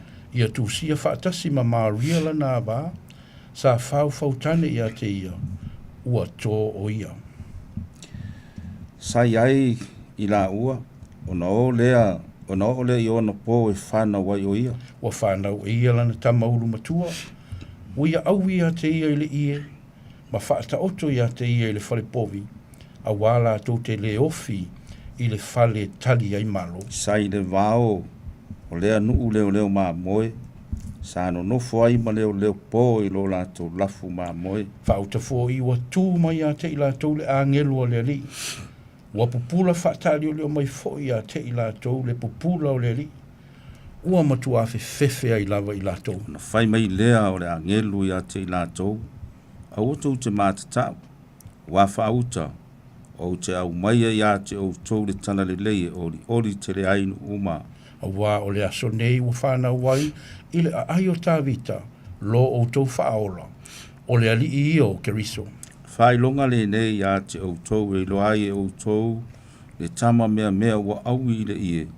O lo ta oto i le whare povi. O na whaafua se i leo na whaatasi mai, ma le angelu o au mai le langi e to tele, wa vivi i le tua, wa whaapeane. O le vi inga i le atua i mea upitoa lunga, ma le manuia le narolangi, o le fina ngalo lofa i tangata. Wo le langi a angelu sa ia i lātou, o na whetau talatalaha i leo mamoi, i nā tātou o ia i Petere ema. Tātou te wa ai le nei mea u whaia, ua whaeilo mai a te i tātou e le li. Wanatou whata alise atu o na maua leo Maria mai o sefa, ma le tama mea, ta oto i le whare povi. Wa lātou i loa, o na lātou whaeilo ai leo le upu na tā ua mai a te i lātou i lea tama. O i lātou uma e na whaalongo ai, wa ofo i lātou i mea, ta ua mai i a te i lātou leo mamoe. A o Maria, ua tā ofi ia upu uma, ua mawhau wailo na loto. Fo i mai ai leo mamoe vivi i ma whaatai le tua, ono mea uma, wa lātou whaalongo ai, ma wā ai e pei ona tā ua mai, i a te i lātou la whaitau mātua le sunga toi ina me o loto toi whaamune mole. Ua oile aso valu e peri tome ai le tama, ona whaingo ina ile o Yesu, ua whaingo ai ele angelu a o lei le manawa o lona tina. Ua atua ona aso le whaamama ina o ia, e tusa ma le tūla fono a Mose, ona la au maile ia te ia i Jerusalema, e tu atu ai i luma o le li. Pei ona tu sia i le tūla fono o le li, o le tamatane o luma tua uma, e tā ua i lātou e pa ia mo le li. Whamuri ele tu e lana a fionga pe o na whaitawina le nei e fiafi. Ea, ole, te manatu se isu i whalau tu sipa ia, whamone mole la toi whonga, toi sunga, toi ina le tātou mau le tu se i seio le mta upe iwa, ia whai umaua, ia ona whaitau leo whai upe ono, whamone mole lava lau sunga toi ina fiu. Wa whanau mai mo i tātou le tama, wa fōina mai mo i tātou le atali, e ilo na ua le malo, e ingoa foi o ia o le sili sili ese, o le whaipule, o le atua malosi, o le tamā, o le whaavavau, o le alii, o le file mu. Amene. Ia te manatu leo wa uma o na to mosunga to ina mo le whawhelo inga foi o le tātou mawhitanga ni nei a fiafi. Le ngāto le au whawhonga ia au na tatofi o le tua e o lo whawhale tunu ia le nei ia tunu o lo tonu nofo maau mawai. Whawhelo ai foi le tai o le tātou por kalame le fionga le whonga le matua ia taito. Ia o loo nei fo i tangata ia vi ia mwhawhtaia o mori fo i tāna sanga. E iei reanga le leo le tuatel longa le umis tātou por kalame o na o se whi au pupu e ta watu le neia fiafi. Wa te longa ona o la unga ia sa whaine neia so sa a o tātou iei pe o na iei fo i le fionga le mutua fitalai. Ke longa le la unga fo i le sa whaisi o la tau fo i e ka le sia le neia so sa la unga le a fio mai ma le whanau mai o le tātou tupu i se au wala i pito sili o na maua lalo le la tātou tala noa i ai la tātou o sa o tātou porkalame mai pupu lama se manatu i o na whai wina le tātou porkalame ne nei fiafi whawtai le mauna whai tau ina au le whanau mai le tātou whaola i a po o tātou tupu ai whamai whamtalanga le tūsio i sai wa lewa na tau mai e le perfeta i sai a upu ia Lau tano toe whaita watu o na watu leo whamamanga mo tātou. Whamait whamtalanga at whaiupoe ono o le iwa tu so isaia. Wau whanau mai mo i tātou le tama, o fua ina mai mo i tātou le atari. E no na ua le maa lo, e ingoa foi o ia o le siri siri ese, o le whaipule, o le atua maa losi, o le tamā o le whamavau, o le ali ia o le file mu. Amene. Tau whaafonga ma tau sila i lautu sipa ia na e tangole to e mata le lei pe fia i ngoa na whaasuafa ai e le perfeto i saia le pa ia siri ese o le tātou tupu le wafio mai whamai i saia. Le a whanau mai le tama. Whamai o le tama i lo na ua le malo, o le whaipule, o le atua malosi, o le siri ese e le mata ea se ta se tango e whaitau pe whaalima ona mai ai ngoa ia ele ona le tua po le perfecto Isaia e ta ua ile pa ia ma le siri ese o tātou atua vai wa fo ina mai mo i tātou le atali e ilo na ua le malo fai mai le ngoa mua e ngoa fo i o ia o le siri ese o le whaipule o le atua malosi o le tamā o le whamavau o le alii o le file mo le mo le mau e tātou tusina ma whaitau wina le tusi o whenga ingo fou tusi a le fou mai o luka na evangelia le asa ma whaitau wina le nei i fiafi a watu o se manatu e taita ina ai tātou e ulawa ni tātou whaitau soo ma tātou iloa a fionga pa ia le tua ai tātou whaitau pēa ma tātou sanga whaitau ma tātou iloa ai le siri ese o le ala na fio mai ai lo tātou tua. O mai whamtalanga o le maunei mai le vaenga mua sa ma whaitauina. Aso ia sa whai se poloa inga ale tangata le ingoa ia kuresa au kuso. Ina ia tusia uma suafa po ingoa a inga taitasi mai ne ngafo le a inga. I le lalolangi atoa. Ai whamai whamtalanga ai sau wai ma Iosefa. Ia man to fa Iosefa o tangata pe ma whaitau ina tupu mai le ngafa o tā vita. A whalo loto lau soi sila i le tātou ma tā upolo whaia le awhiawhi nei. Whamai whamtalanga o le ngafa o tā vita e tupu mai ai Iosefa. O yo tā vita na wala au i le tua pe o na whai atu le tua le perfecta fo leo Samuel. Sau e alu ia Iese e au mai se tama e ilana whanau i le tupu, e whaima tupu Israel. O na alu leo le perfecta ma alu ia Iese. Whamet whamtalanga wa umatama toa tolu mātutua, sau ma le toa fitu, whamet whamtalanga le au na le tua o Samuel. I re whiriwhiria e le tua tama nei Iese. O Iese si tangata se tasi o tutoi. mai whaamtalanga yes. Nā le tamala I titi la le mga yes lai leo mātou manu le wau. Mai whaamtalanga le tuspaia. Tala le perfecta. Wheau le tama nai sau. Ai sau le tama. O ia lea na mana o filifili le atua. E whai matupu. O le taitaina o lona nuu o Israelu. Ia o le tala pe o na tātou maua. Pei tala tuso salamo. Mai whaamtalanga o tā vita. Mai whaamtalanga le atua. O le tangata e tusa o ia malona finangalo. Ia tā vita. O le mawhanga le tā ua i le por kalamelo tātou whaia le neia fiafi e tātou malama le au mai a fuala iai. O leo ma moe tā vita. Na au mai au leo ma moe. A le tala le fia wha mawhaina tātou whaamtalanga le neia fiafi. Mai whaamtalanga o le tala le lei na watu e le atua. E ala I le angelu. Mai whaamtalanga a ova aia e leo ma moe nei le pupula siri ese o le atua. Mai lo whaamtalanga o na whewhewhe leo na wali nei.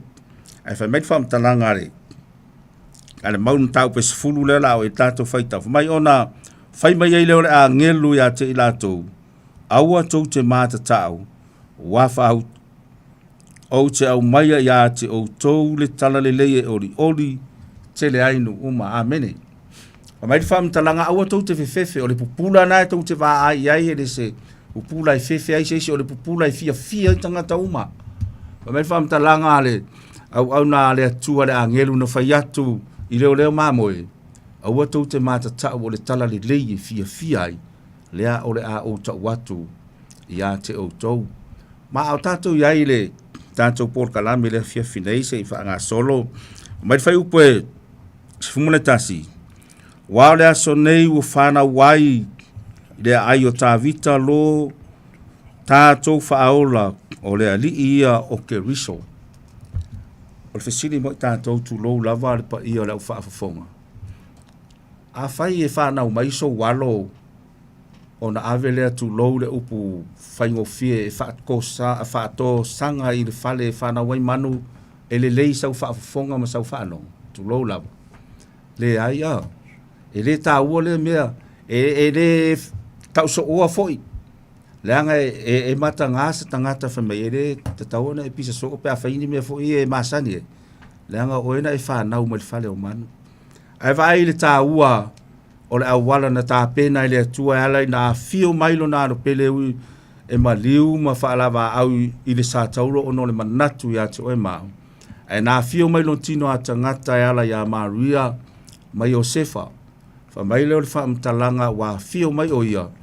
Wa fio atu, ma ave ma tuu I le whale o manu.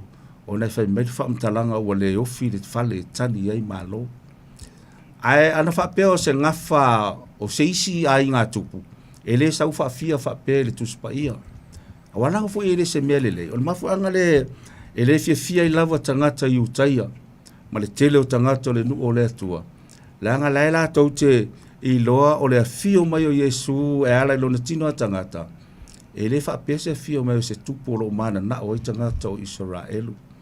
Ai vai a wala maua lalo na tā pena e ui lava o I o le tupu o le alii o alii, o le tātou whaola, o ia o le siri ese o le atua e mānosi. Ai na ui mai lava le a wala maua lalo o nai whai mai. O la ua tumu umatangata maua lulunga le whale. E tari ai mālo. Whamet whai upe. E se fulu male lua. Whai longa le nei ia te au tau e loa I au tau le tama mea wa au I le ie. Ia o loo ta oto I le whale povi. O le whamtalanga lea le angelu na whai I le au leo maa moe. O aso ia. I le tala mai sa sae whai me whamtalanga iai a inga e whai alatou la fumanu o no aso ia sa osi le tau langa a whape e se si o le tātou a inga o nau mai leo se manu e osi e le taulanga e whaamangalo e lana sala na mafuanga na e pele e tangata alatou lafu manu e leo whaalelei e pui ma ia whai whaalelei alatou lafu manu mo whainga o alatou taulanga taimi neu tātou iai wa tātou I lalo lea lofa tu noa o tātou wali I lena ma liu mo oe ma au ono tātou sana O le mele tātou te loa ai, le fina ngalo pa ia o le atua. Na au mai a mo i tātou nei a tātou i loa na ola ma sā ma wari. E ra whai tau mai le sunga to ina wha mole lava fiu le whai upe se furu ma le toru. O na whaafua se i leo na whaatasi mai ma le angelu au mai le langi. E toa tele, ua vivi i le tua, ua whaape ane. Te longa le mea pito siri le na tā ua le au whaafonga le nei afi afi. O mei whaamtalanga na au mai e le atua fe avi fe au mai le langi. Whamei na tūmu le taimi na whanau mai ai pe na fio mai ai Yesu i lona tino a tangata. Whamei na whaatumu dia i au le langi i lato umo e na lato i loa. Wa fio mai o no au na mai e lona tamā i na ia mamalu ma ia le lei i le fio mai o lona alu. I le neila lo langi o lo uto soifua ma o tato wola. Ai whamei whaupe e se fulu ma le lima wa yaile langi a ngelu ua toe o i le langi a ngelu sai a te ina tau o na whetau talatala i ai leo maa moe i nā tātou o ia i pētere ema tātou te vāwa ai i nei mea ua whaia ua whaai loa mai i a te au tau e lea li mai whamtalanga o na o lo leo lau li nei i na ua lātou i loa ma lātou o ma sā iri whamai wale whamtalanga le angelu le whailonga la watu ia te utou le whetu tau te o ai o e sa iri le mea o loo a fio ai ma whanau mai ai le alo pele o le atua o le tupu mo i tātou whai upes fuma le ono wha mo le lava fiu o lantou whaatali se atu o na maua le o Maria ma Iosefa ma le tama mea o ta oto i le whale povi o le mea sili o na tāua mo i tātou. Na o le wali ine sa ili, ai na lātou maua. Whamai e fio a e o atu le wali ine sa ili.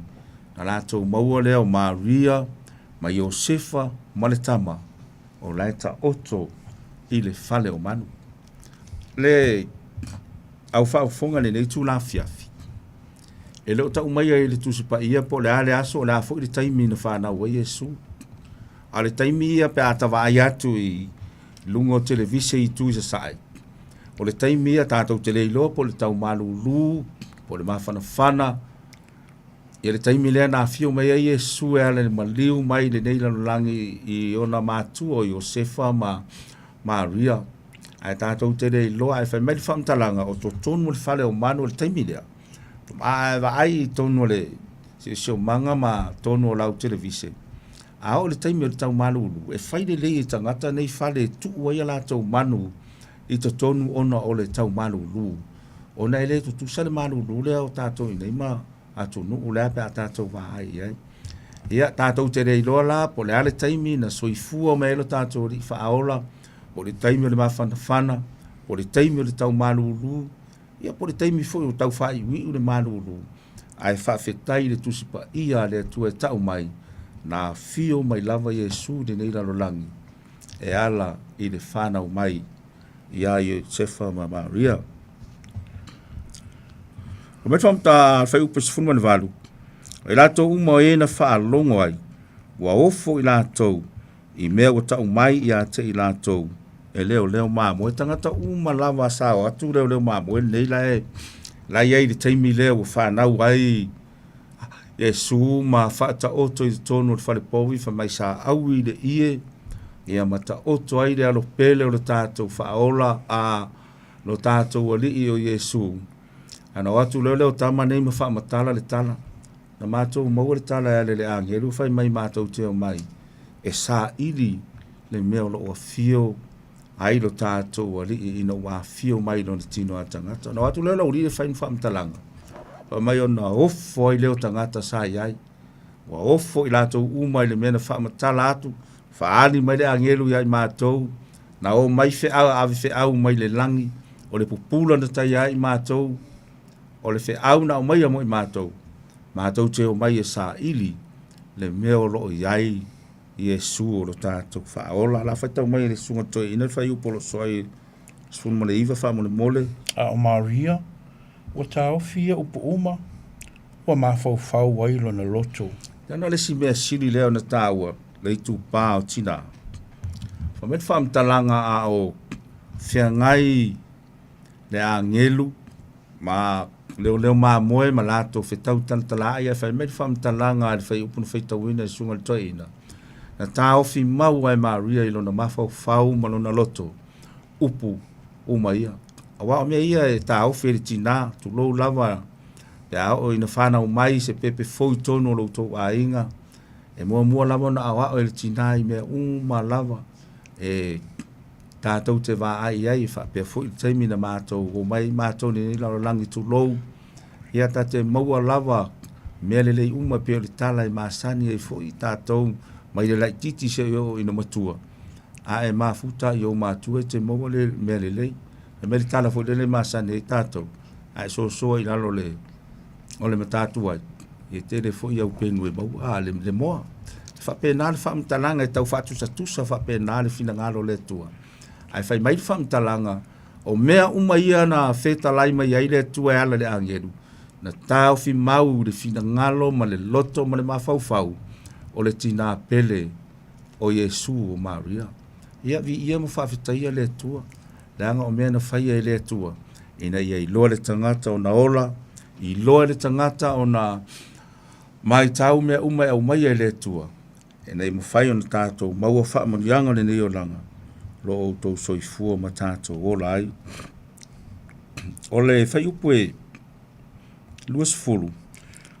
Na fwoi mai lea o leo mamoe, o vivi im whaaftai le tua, ona o mea uma wa lātou whaalongo ai, ma wā ai i ai.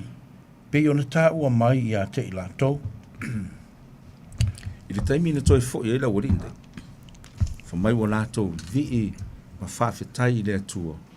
Ono o mea wa tau mai i a te i lātou. Amu ia nei tangata a. Le lātou e mai la le tala peo na ufai atu le tala i a tā vita o leo maa moe. I le taimi na wala awina i tā vita e sau i mai le nuku o le atua. Ai o i le taimi wāwhio mai a Yesu. Fai mai whamtalanga o leo maa moe fo ina tau i a le atua. O e wa aile tā maa lau whanau mai. O ia le nā. O le whaaola mō tangata uma. O le lalo langi. Fa mai o lātou fitau talatala i o na lātou fia i lea. Ma lātou oli. I mea o lātou whaalongo. Ma wā ai. E ala i le fina ngalo pa i o le tua wha. Mole lau fiu le si whai opo. Ua o i le aso walu e peru tome ai le tama. O na wha ingoa ina i lea o ia o Yesu. Na wha ingoa ai le a ngelu. A o le i le manawa o lona tina. E mai tau mai le whamtalanga le siri o na tau.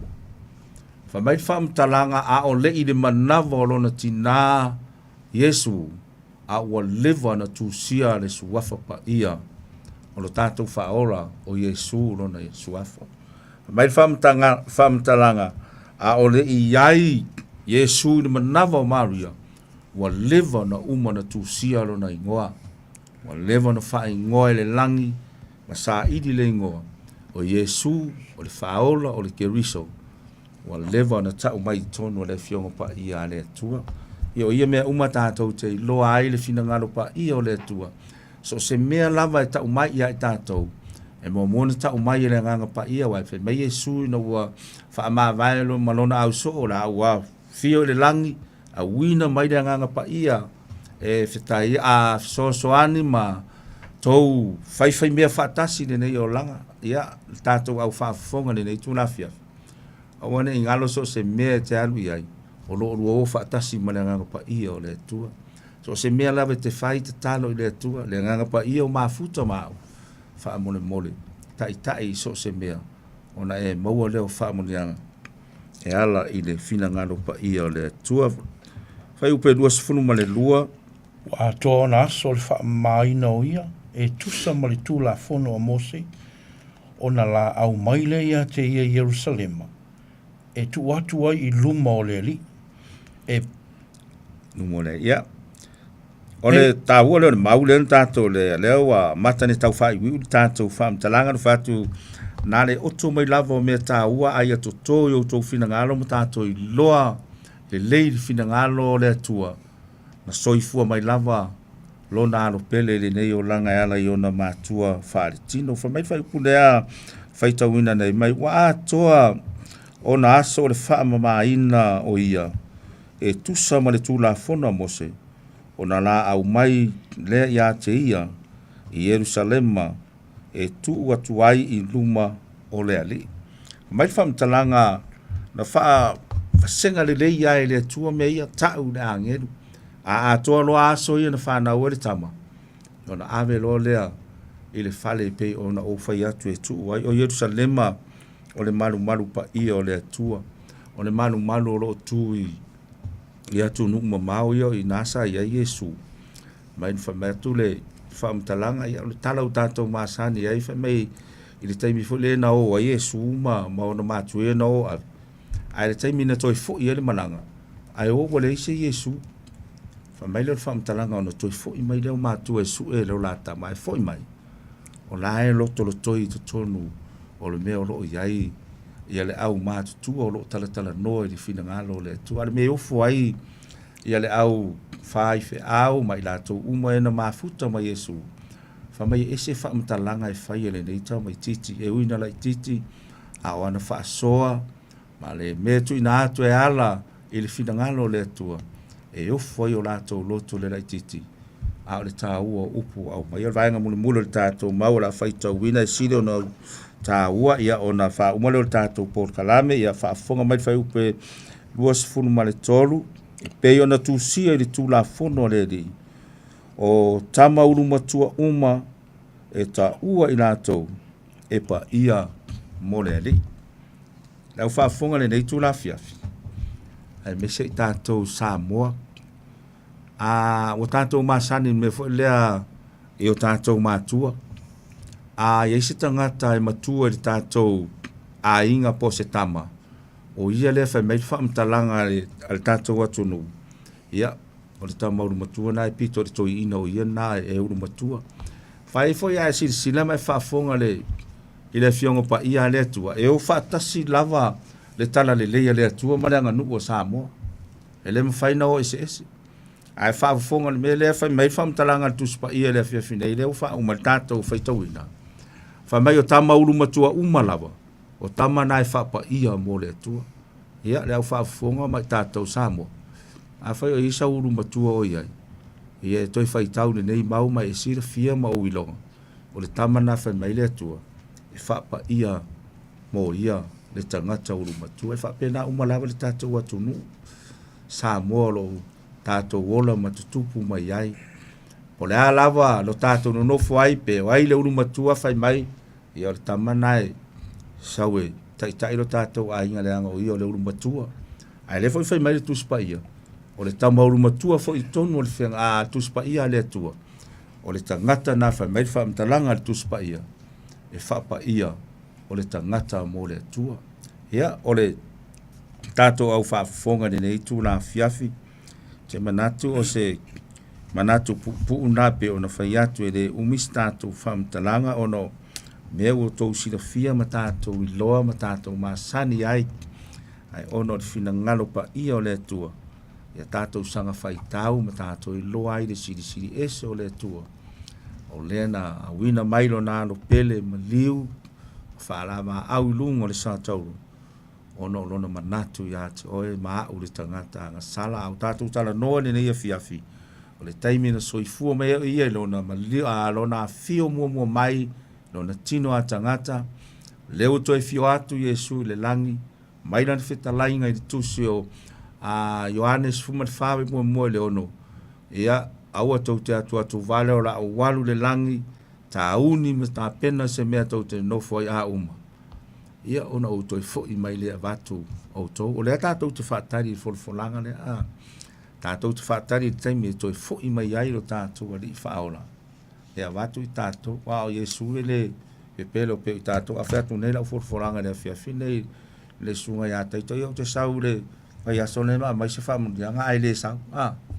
Ia o le pepelo le mena, ai whai mai whamtalanga Yesu, o la o walu e sa uni ma tā pena se mea o tau tene nofa i a uma, o na o toi fo i mai le a watu i o tau. Ia le te whaamonianga pupuna mo tātou le nei fiafi, na fo i sau tau whaafonga ma se a whaalongo i le au mai o finangalo le tua i le o atoa mo i tātou. Ia, whaatele ma wha lava i le nganga pa i o le tua.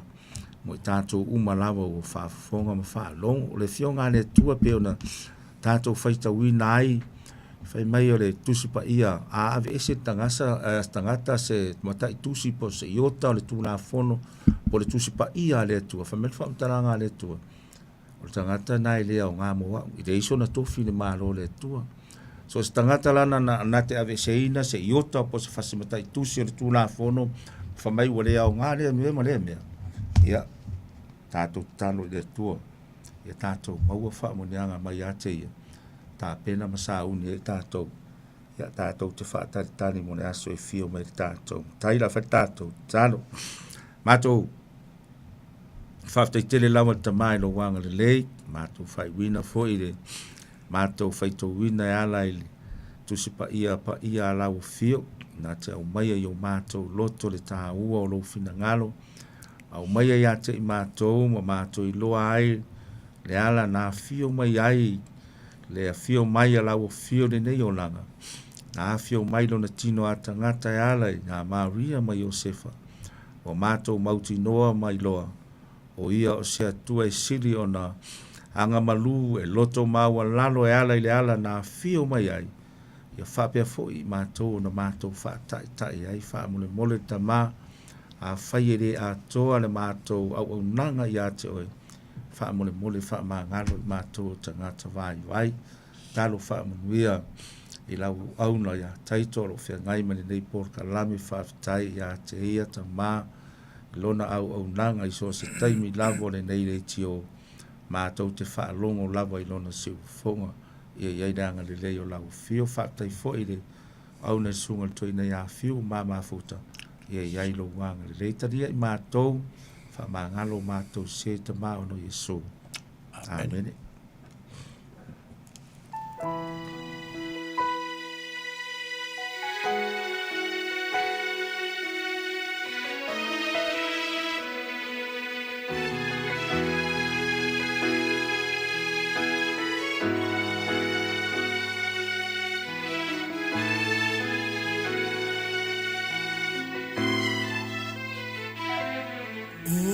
Se ua iloa no finanga lo leli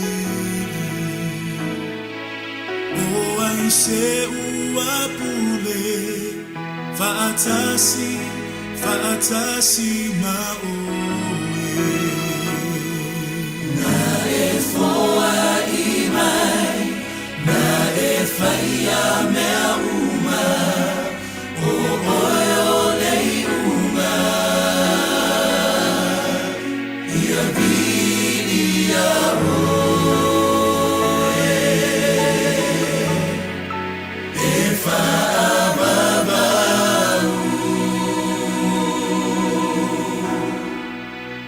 oh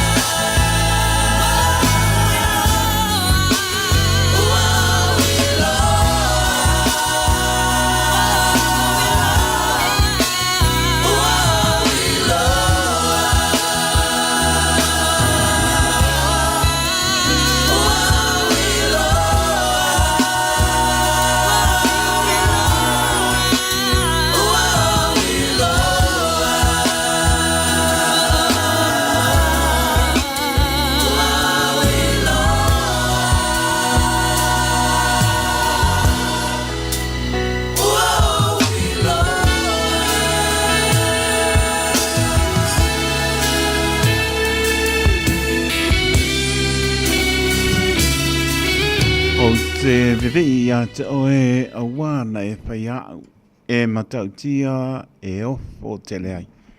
Si Pongomani Assembly of God i Nisina, pamai atu ai, tātou porklame toi whaolaola, leunua i alofa, paaptai ne atua o toi mapoisia na manosi, sunga toi nei a Phil Queenie Taala, toi maputa mai porklame nei po, ia o pai ui fo ngā ruenga pai o nei tau sanga, tu o fo lea tunu, sunga toi nei a to ala, po wina pa punuu o no nisi o po fuanga pale ainga pa moe moe to e taliu mai manuia le lo po le li mori pa maroma pa tai so to ina fiu so to ina ya apulu nei po mori pa tonu ina tato po klame to e fa la ola le ulua ya lo pa moe moe na ba ya so mo mo pa tato dia le lo po le li ya ispa po ngala ba le nei po klame to e fa la ola le ulua ya lo fa le ua to tasi minuto ona tana o le tu la spuru te tonu to lunga po sta tu le nei po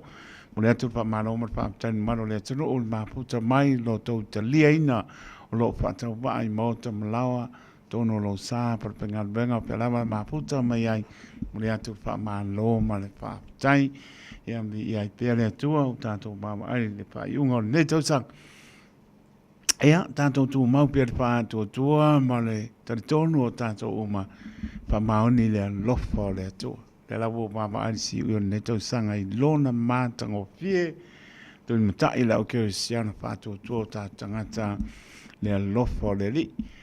Le tūnu tangata o le li, ma ia Yesu ke riso le pepe o Christmas. Ia, mori aro toso i fua tātou wola, tātou au dia le aso, lo tuli matai pea i lo tātou anganga pātua e tātou te au dia i le alofa maleanga le leo lo tātou tua ia so po i atfo i lo tōso i fōra tātou wona i se tau sanga pō manuia i le alofa maleanga le leo le atua ai manuia lama mano longa manuia fo i ia fo fuanga fo i le anga i atfo i le aso atai au ia mai se o ngā nuenga whai, ia o nisi fo i parpe ngā nuenga, tei me whai wina ia lato, ngā nuenga maro lo po le toru whawa ia so, ia o nisi lava e pape ngā lava na whawa wina o ngā nuenga, ia o lava so maro lo, ia toi wha manatu lava, wha mua le me taunu mua, e mau ai lo fia fia, o por kalame wha ngā solo, toi wha manatu lava, ia e wha mua le me taunu mua, ia ai aua ne i, fa muli ina e le me taunu mo moane ia fa ina folong ia tātou fo lau atu fo i anga i le lua o lo lima ia o e lama na atu puaile fa pita uli o fo fuanga fa le ainga ia le mea lofa le li fo i o le poto wanga vae fo i e maa pau tonu ai ia tā pena ia ia mea uma o au filifilinga tātou te moua me le lei le tātou filifili tātou te tala noa i le atua e ala le tatalo. O ne whai alau whiripiringa, whai tō tasi i lo poto, whai maua lava maro manosi, o tari tonu e ngata, au sau whiripiringa e whai pātasi i lo pesili i le atua. E se le mana ia e te tau nuu i le manuia, te tau nuu i le pia me oma i le pātasi mai o le atua. Te tonu whai wina le toru aso le tuplanga taravole e ka le sia pa tona ke sana America Samoa ia o le pomuli nei na te poki i o tara te tonu lo ia file mo maranga le le ia me so le maro le tonu ia lo anga ia fo e mai moina mori mawina le lofa le li ia o le fimpo le au tu o le toru aso ia o le mea lofa Maria de la Lorangi o le ale mea lofa. Ia o Yesu ke riso. Tātou langona o whaatau waa ma vii le atua. Ia mori pa maroma pa utai. Sunga to ina ia maaputanga. Pane o ngāmar putua ala ia. Ia o mātua o le polenga. Ia me sunga i pape ngainga paritua. Sunga ia o aum paritua. Teonga i te akonum paritua. Paritua matausi o lamana i alum pānau. Ia te penei no nei toru waso. Taitonu. o lam fai u le nei po e mes foi sa mo po poto e na fai o na maputa tu ai mai le aso mo mua ma le asolua ma le toi aso nai moa i le pō nei ia tari tonu au li tia mea uma i le alofa maranga leo le tua whaaptai po i mātua e mese labo le ngana e tau mpai ai sa pai maranga no uturanga wapena ina ia ngoto i loto to maiti e mese labo tupulanga lalo bawa ia e o la e la tō tama maratini o ngana i ma lae e manatua e la tō me sa pai tono e kane sia ia o wapena na whangasa rai mori pori whaaptai le malo laulau tupulanga tala bou o lo o manu o sunga papenga nga alo sio Mikaele tai o la to fo lau sunga manu malo ya sa mali pe o li sui tai o sunga ya pati villa ya o le la to fo tusi sunga ya rake and to mata ya malato te tupe to mata ya ni o fo lau tai to lo to pa mano pa tai to ro tai tali e fo mo to pinga fo to lo so ya mai asanga nga fai ia tātou whapea i fōrawa i tātou ni au ona whātau wha ai mō lunga vi inga fō i le atua whamano whātai wheu whātou nui na i staimi o Neipor whamoi mōri toru aso tupulanga tala bō o le pūlenga le e pāka asa i New Zealand nei ia me speo nisi o e kāne si o loa penan whātou nui na lātou proklame o pēs senga e mai se lama o taimi nei ia sanga vi ai pelo tato tua manuia lava si masi martau sanga po da tor tato tono i au kina ni nei manu tu tua au yo tu ma ia sa mona lua la tu pasifika ia ia le lofa malanga leo le tua ia tato mo le aso e le patasi mai o le tua mo tato po longa ni se le ato to le malosi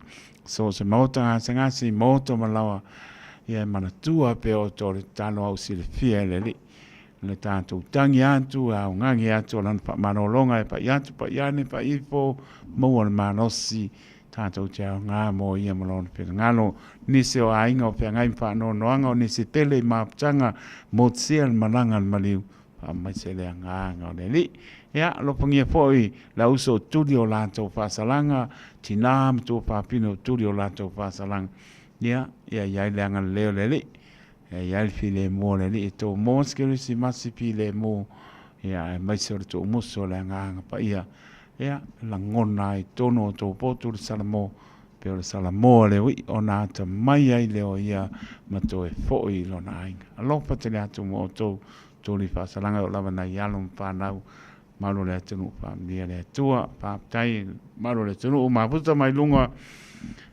o le apia polinga malunga le YouTube teno ia pe o le roatu lo swafa tai madia ni ko la ia alo fata to mo to malama ai manuia mano longo le nei po le ia svai vai asa ma se ma sa more tunu pon ia pe o se uta tonu tai pa mo lo nga ke siano te manga lo ai pa nia le ri tanto po longa to ia so le to sanga ia o manu me uma e le patasi mai o lo tātou tua. Taito taloto le au na soifua ma ia manuia.